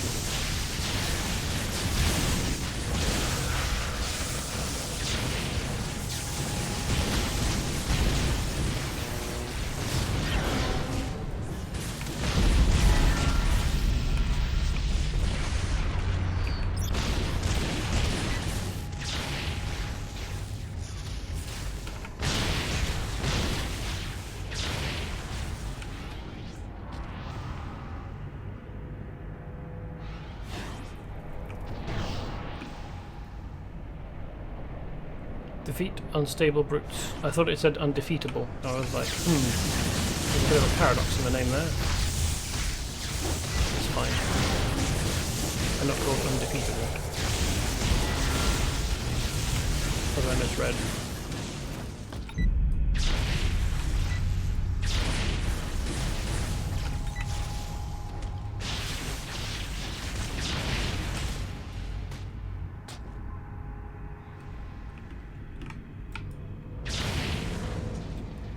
Oh, there's a bunch of them. Okay.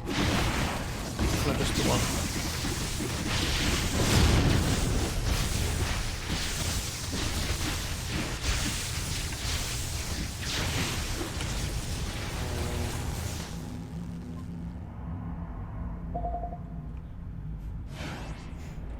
You hate the little shits. Fair enough.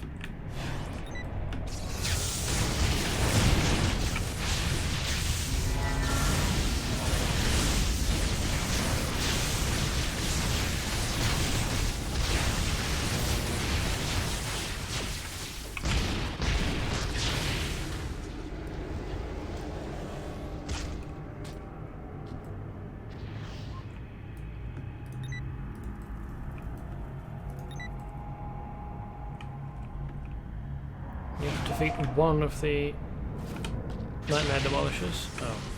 And draw the attention of the other two, regardless. Oops.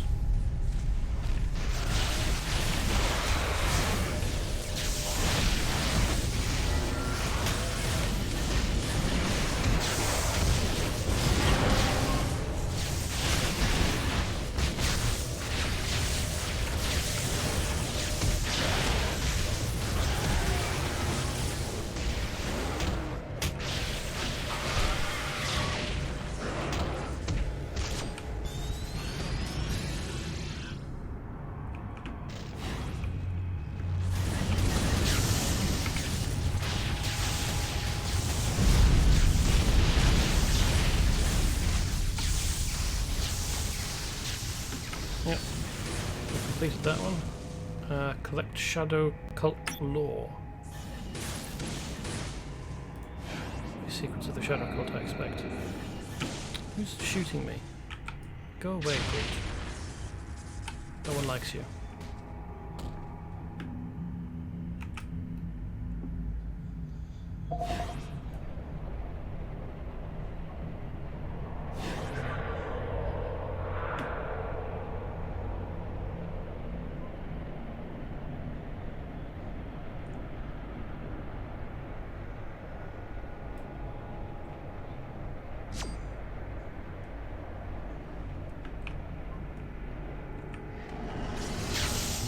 These guys in their BDSM gear.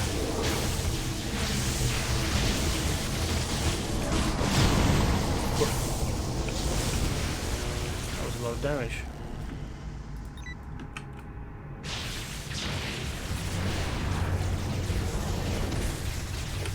I think they took it personally when I accused them of being in BDSM gear.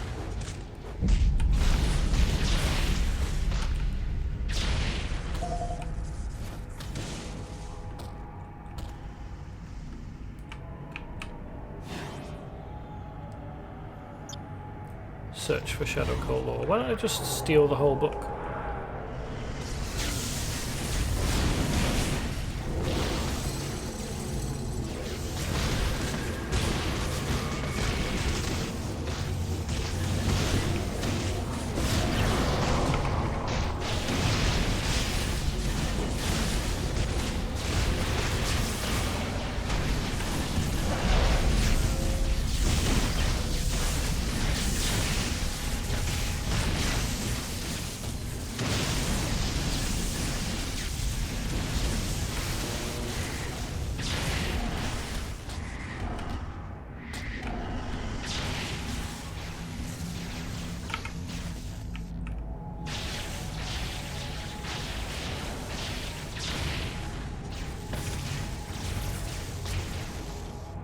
Should we maybe try and lure him over by going behind this shed?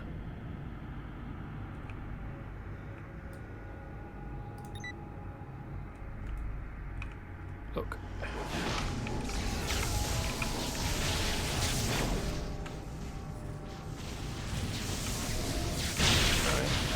Do I try big bursts of power? Yeah, keep that.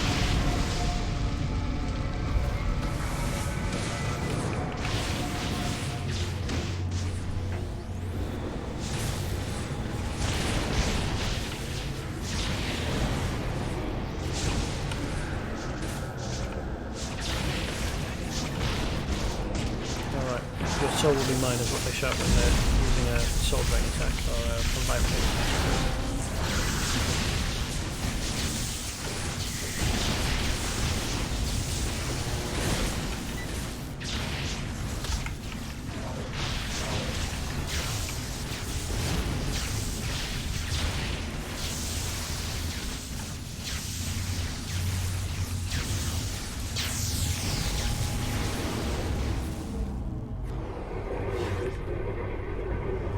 Oh, these guys have respawned. We didn't even get the book from the first time.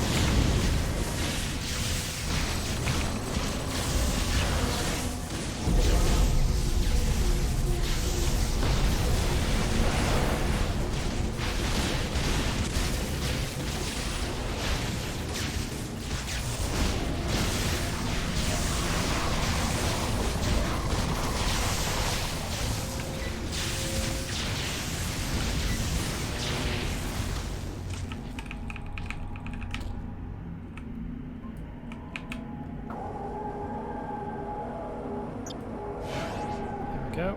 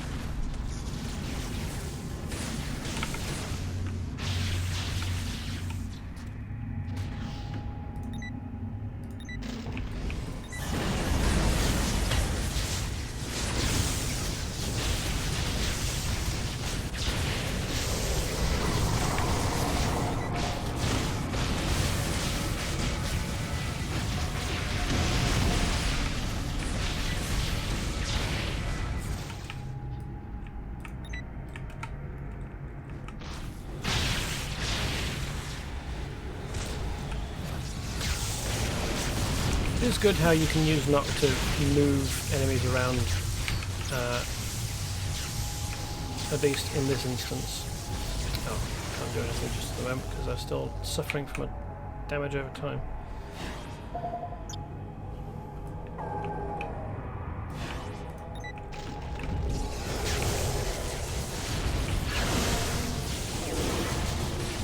Come out! We're here to party!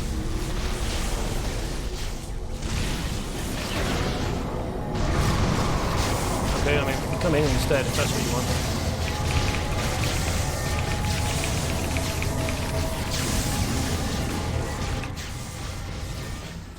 Woof. We should stop doing that. Eat Gigabolt.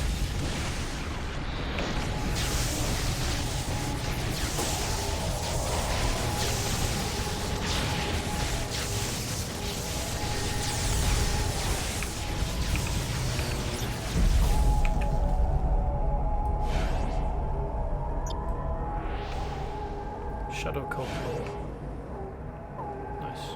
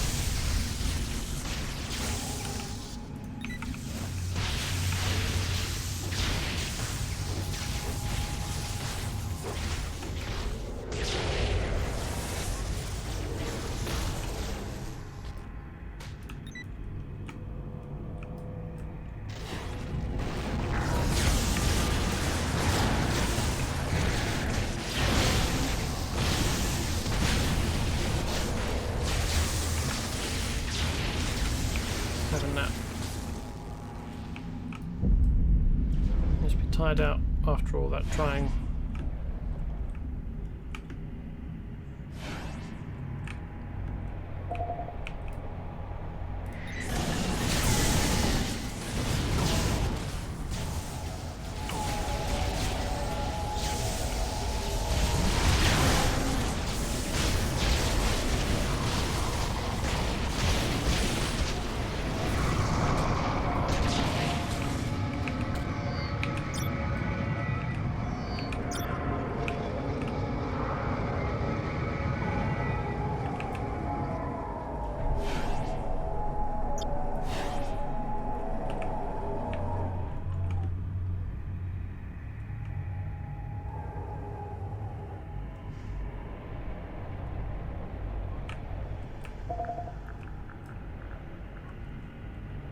As a roaming cosmic. Okay, wow. Thanks for thanks for letting me know. Even if it is slightly after we've begun. Good information regardless. What does it look like? I mean, I assume it's going to be big, quite ugly, but giant skeleton chicken. Okay. Like the Chaos Imps.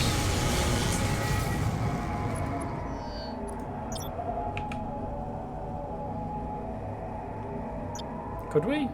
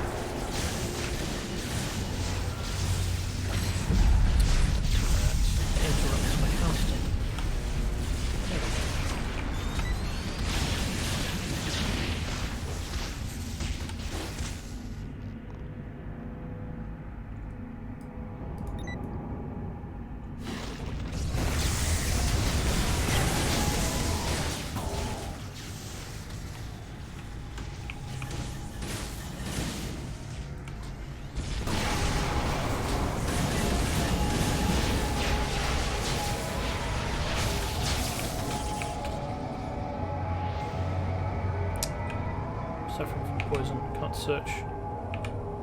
Must have got an ouchie, apparently. There we go.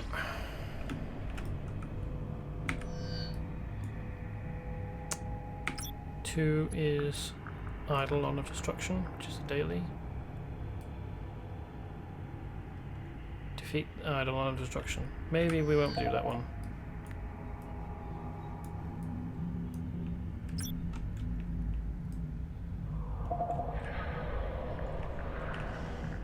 Yeah, okay.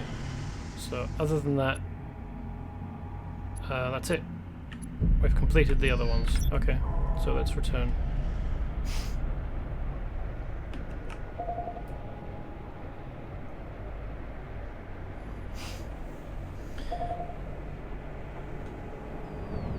Chicken might be dead. Okay. Well, if this is it, I'll go back to the desert and have a look at what the is it Snake Gulch stuff is.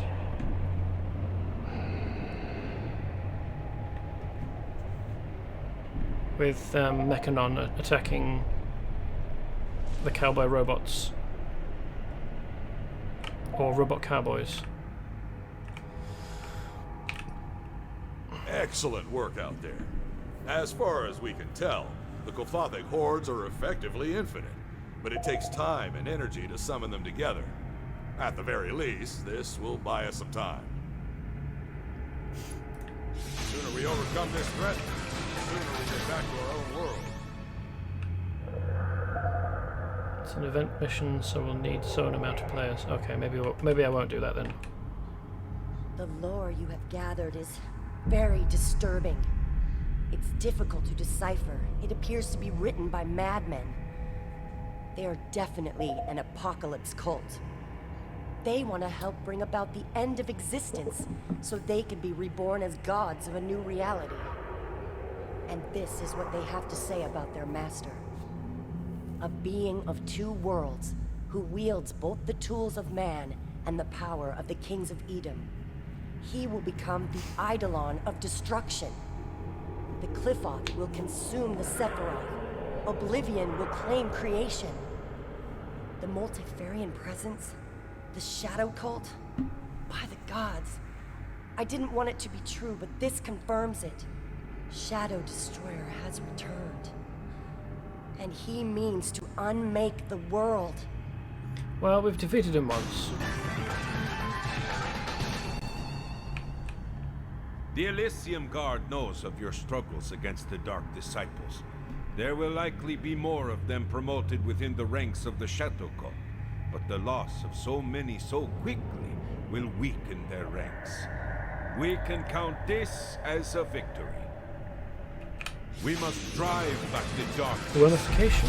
The Elysium Guard has fought the Elder Worms before. They are a plague upon the universe. They seek to dominate and control all they see. And what they can't control, they transform. During recent invasions to your world, they captured a number of humans. There is no doubt they want to use their twisted machines to transmogrify these humans into Elder Worms. You cannot allow this to come to pass. Rescue the kidnapped humans by freeing them from the chambers, and we'll teleport them to safety. We must drive back the darkness before it overwhelms us.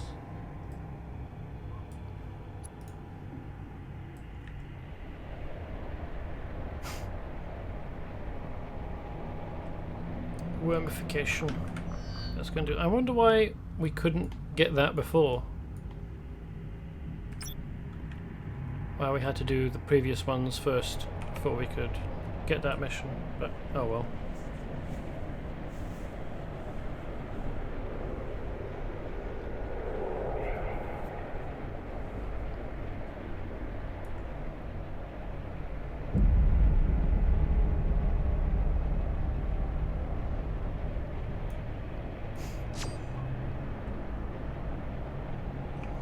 Yep, those are definitely Elder Worm humidifiers.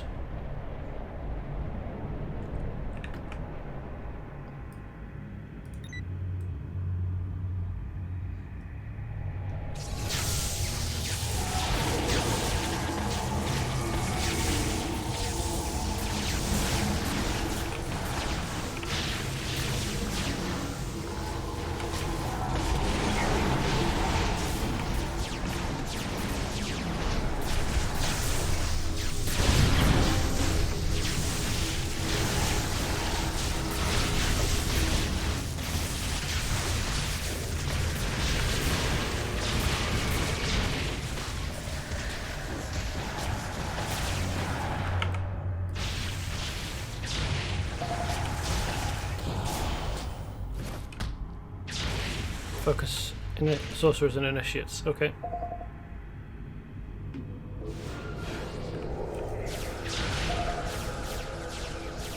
Oh, and followers. Okay. Sorcerers and followers. Is that because they heal and shield?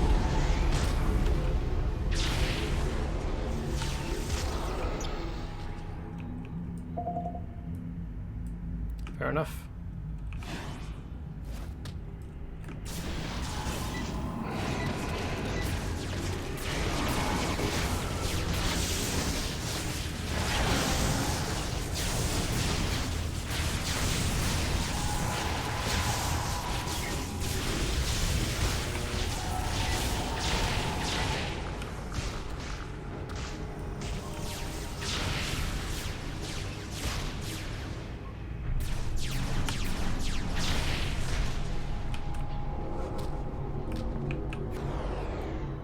Alright, this is a kidnapped human. Okay.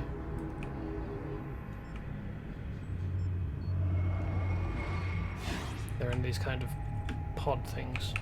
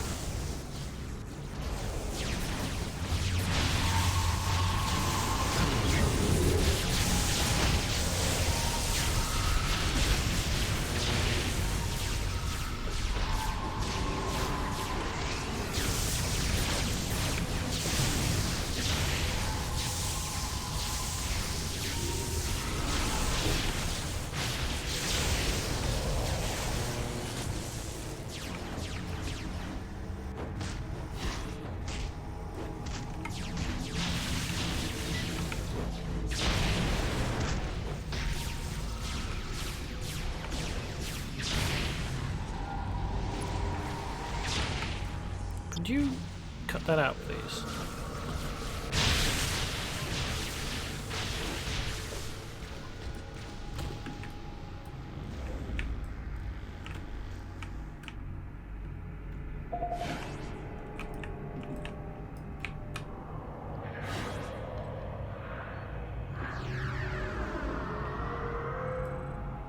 If only player characters gained the same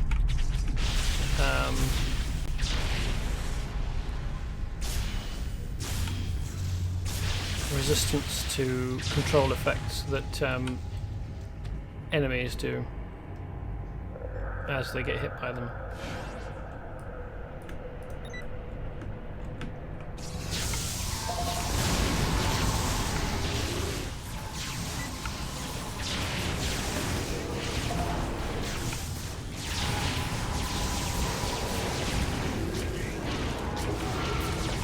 Yeah, but I mean, like being thrown around by the sorcerers, telekinesis.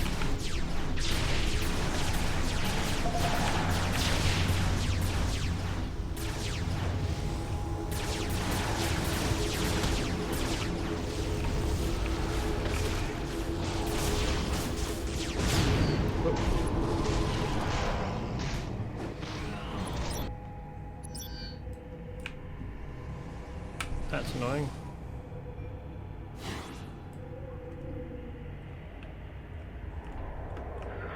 Oh, someone else had another mission for me. The sooner we overcome this threat, the sooner we get back to our own world. They commit Those dirt. elder worms are up to no good. And I'm not talking about using their humiliators to make this realm more to their liking. They're planning something. And the ones that seem to be giving the orders are the overseers. Head over to the elder worm base. Take out the overseers as high priority targets. If you can thin out the rest of the elder worms while you're there, that couldn't hurt. The sooner we overcome this threat. Okay. These can't be the end times. The Elder Worms are an ancient race who once ruled half the galaxy, but fell into decline. They learned to meld their technology with the magic of the kings of Edom, making strange and blasphemous devices. One of these devices enabled them to transmogrify humans into Elder Worms. However, the process takes a very specialized energy source. The Elder Worms use worm gems to power the transmogrification. These gems are tremendous sources of mystic energy that our allies could use to aid our cause. If you can steal these from the Elder Worm's domain, it would definitely be a boon to us. I'd really like to just be able to tap the block button to break control effects and stop being thrown around. Like, that'd be nice. Like in DCUO.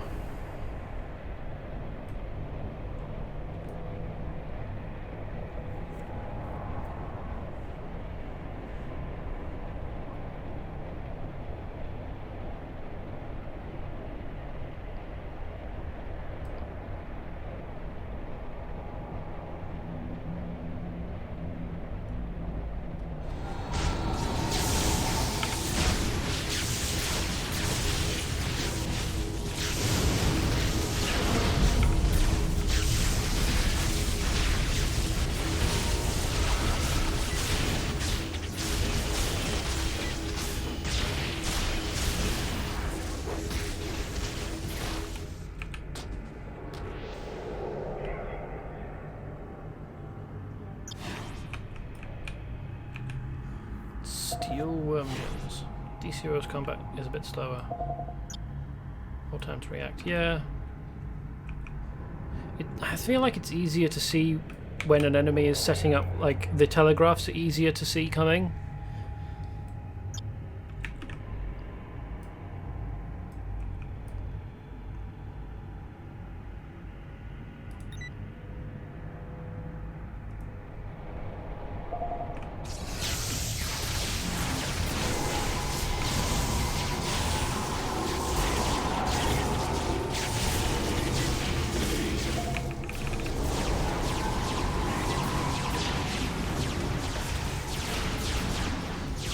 Why? Why? I even have my shield up. For fuck's sake.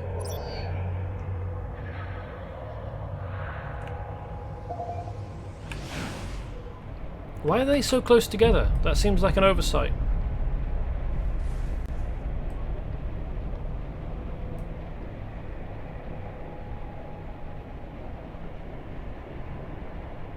Should probably switch to tank role.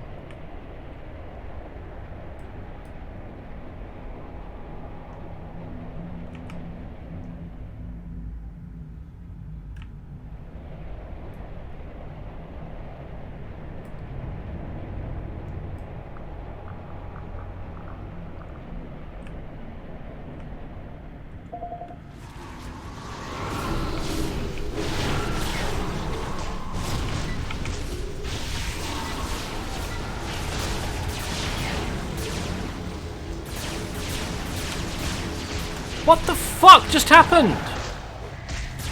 How are they doing so much damage?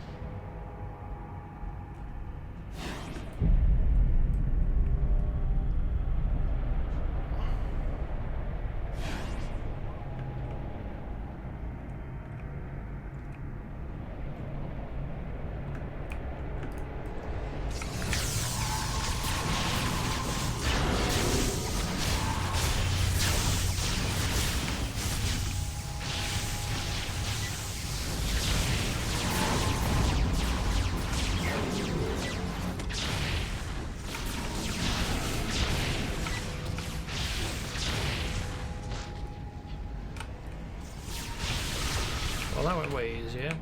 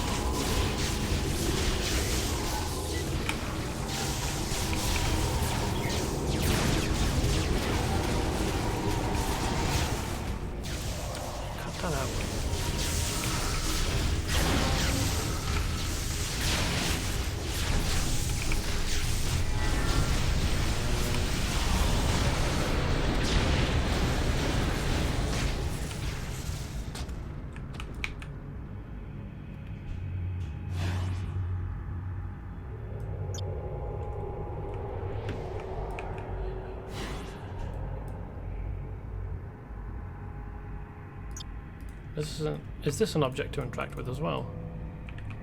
I guess it must be.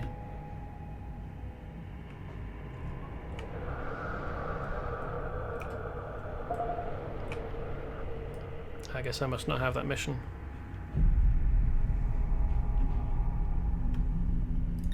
Yeah, oh, welcome by the way, Hawkman. DCUO's servers are down, or at least they were earlier. Both EU and US, so I wasn't able to get on. And while there is a bunch of games that I would like to play on stream, all of them, well, some of them I can't access, some I don't have installed. And also, like, starting a new game whilst I'm in the middle of DCUO didn't seem like such a good idea, so I decided to do something here, at least. And found some extra stuff that I haven't done before.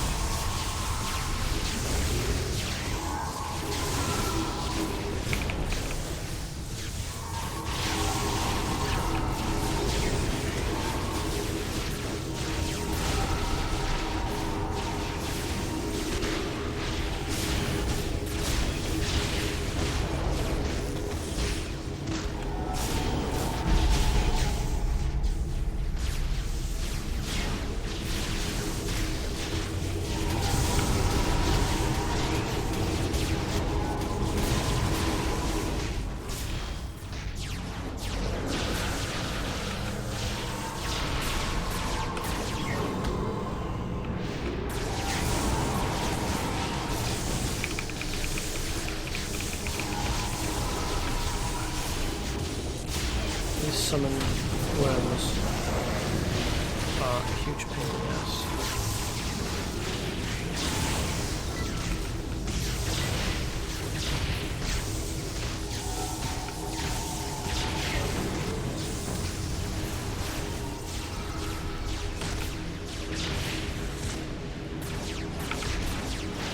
Yeah, I need to stop the stream here for a little bit. I will come back shortly.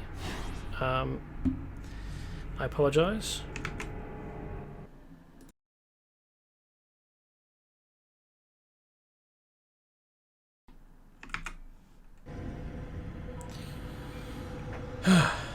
Hello again.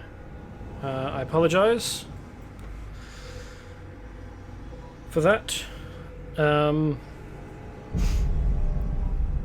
There was a bathroom emergency that I had thought I would be able to suppress with willpower, but it turned out I needed to deal with it. And so it has been dealt with, and I am returning.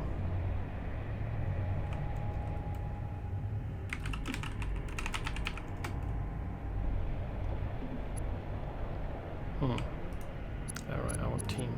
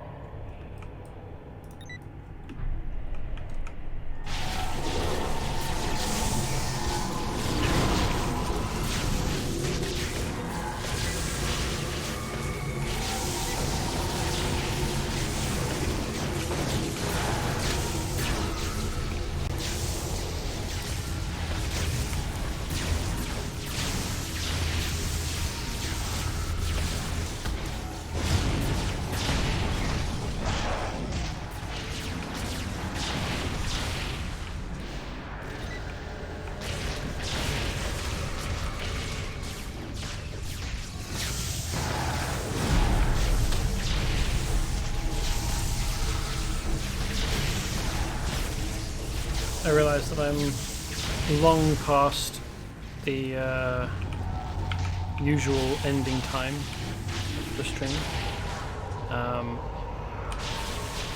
But I started late, so I think I shall try and do all of these missions that I have before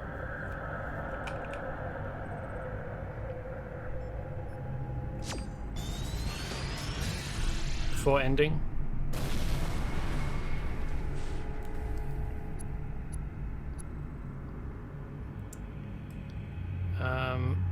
So I have Elder Enelids, or High Enelids rather, which I think, yeah, there we are. This is a High Enelid. I wonder what he's on. This reprobate.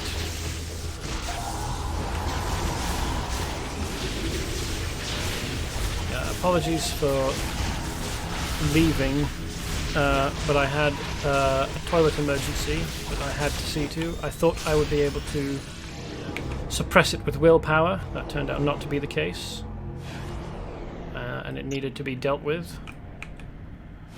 And so I went and did that.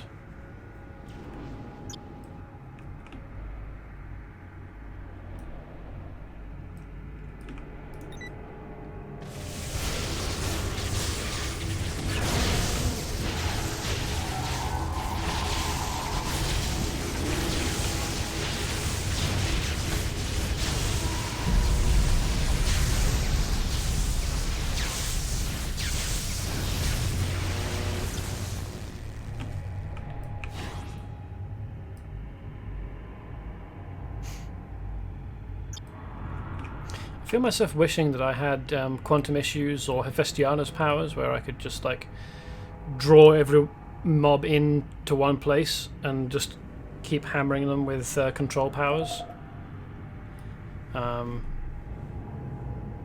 If it was quantum issues, I'd then whack them with a shield a bunch. That would be quite cathartic. Stun lock them. I could go after the most troublesome ones, like the sorcerers, and stun lock them with the shield.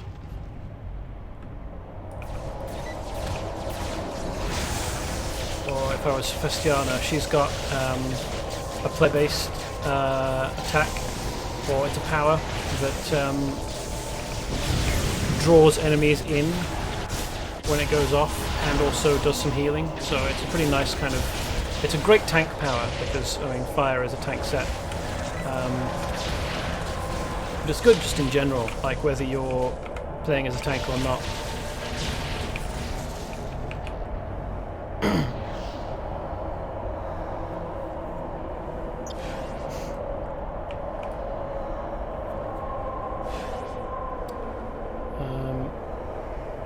Geez, we still need 7 more worm gems. Or at least I still need 7 more worm gems. Probably come down here and nick this. Yeah.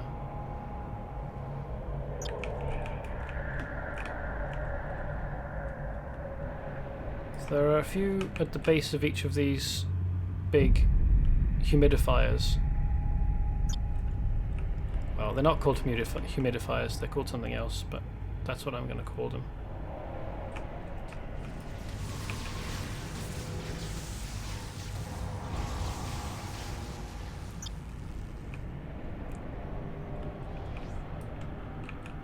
There's someone here who's cleared a group.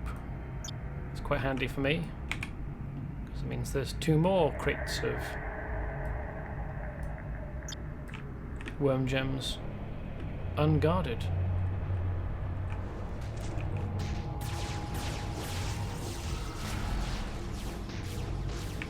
That I can grab.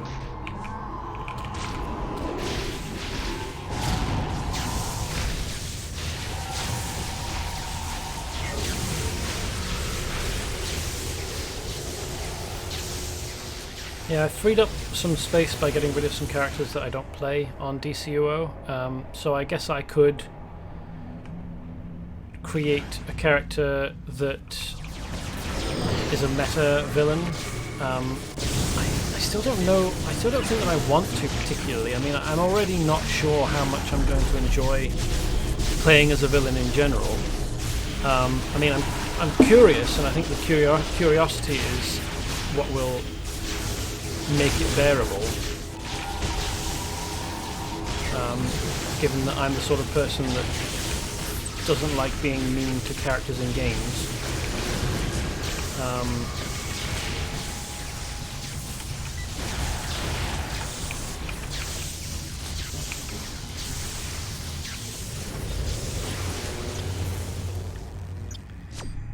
But like, I'm not even sure whether I'll be able to tolerate doing things for Cersei, because she's such an unpleasant being.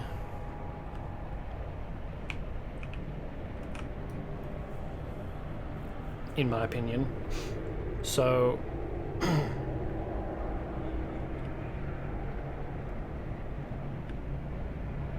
really don't know whether I can be bothered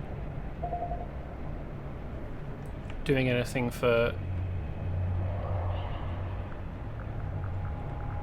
because Lex Luthor tells me so.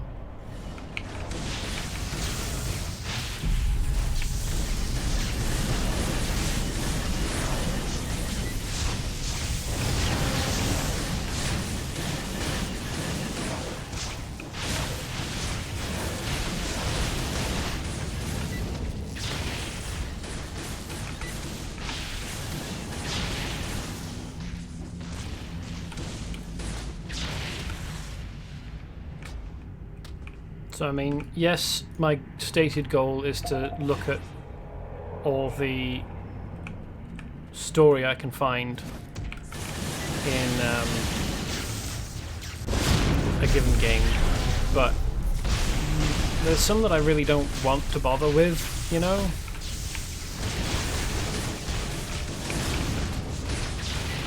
Like, I guess I'll find out more about, for example, the stories that you would do in Star Wars: The Old Republic as part of the Sith Empire. I think there are a few that people say are really good, but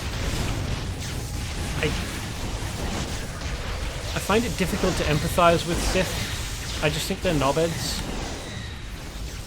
who are finding excuses to behave badly.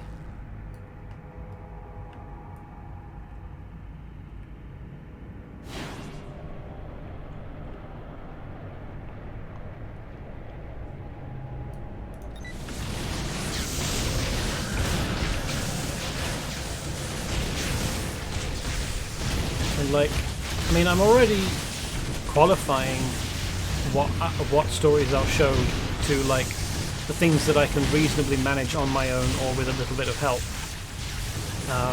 Like, I'm not absolutely dead set on showing everything in even in Champions Online. Like, I haven't done content that requires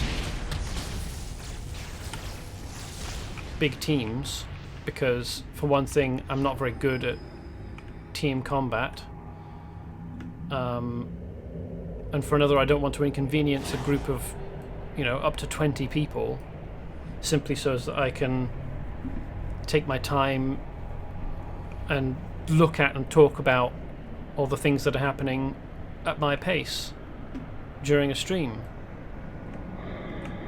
So I suppose another extension of that could be, like, if I find the stories personally distasteful or unpleasant, then I'm not going to subject myself to that content. Good job. Without the high annelids to lead them, the Elder Worms will be in disarray, at least for a while. I was gonna make some sort of metaphor about cutting off the head of a worm, but I wasn't sure if two worms growing back from the pieces was an urban legend or not. It is an urban legend. If you cut a worm in half, it dies. The sooner we overcome this threat, the sooner we get back to our own world.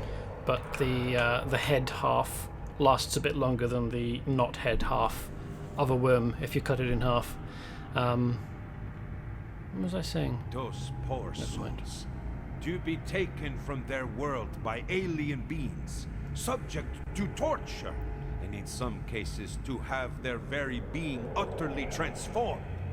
It is truly a thing of nightmares. You have done well, warrior of Asaya. Rescuing these humans spared them from a fate worse than death. We must drive back. Like, I'm already qualifying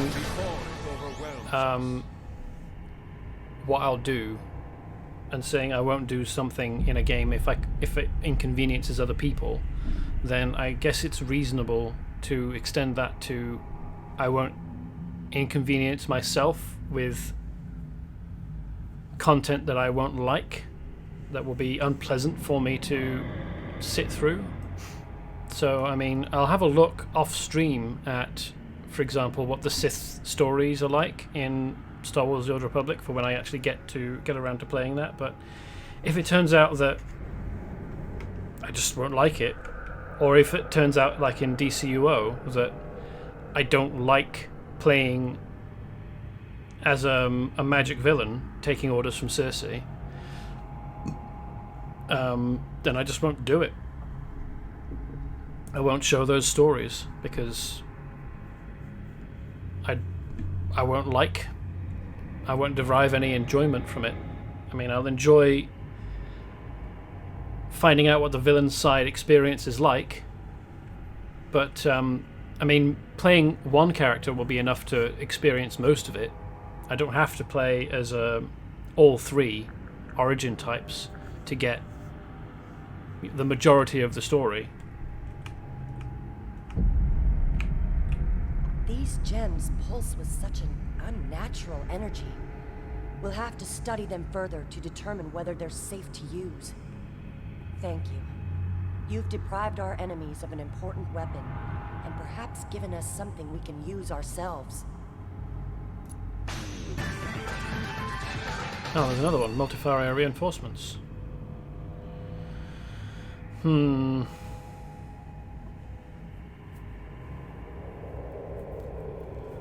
Guess I'll have a look at what it My entails. magical scryings indicate there are high levels of dimensional energy being generated at Terminus Base.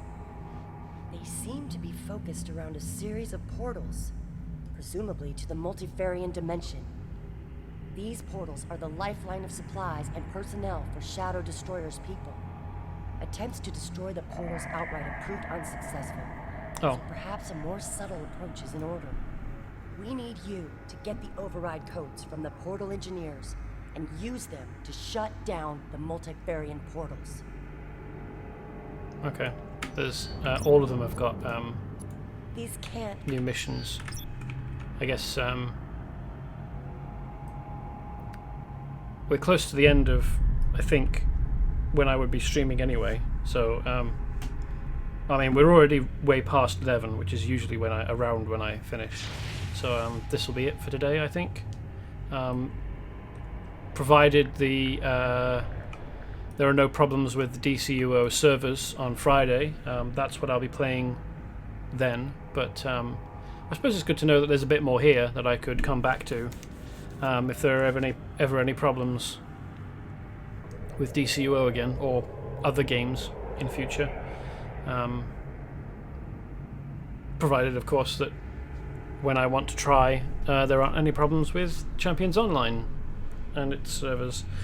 Anyway, thanks for coming by and watching, even though currently there is only one viewer, according to the Twitch Stream Manager app, which I assume is Ravenforce.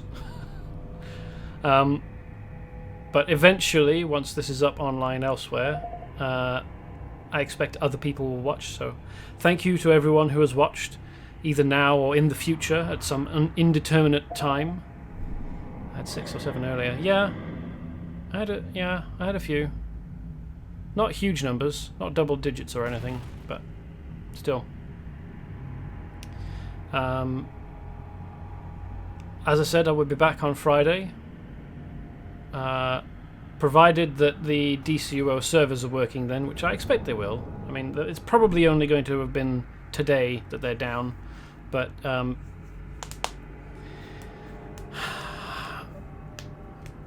I guess I'll have to check earlier in the day on Friday and see what the servers are like, and think of something else to do if they're still down.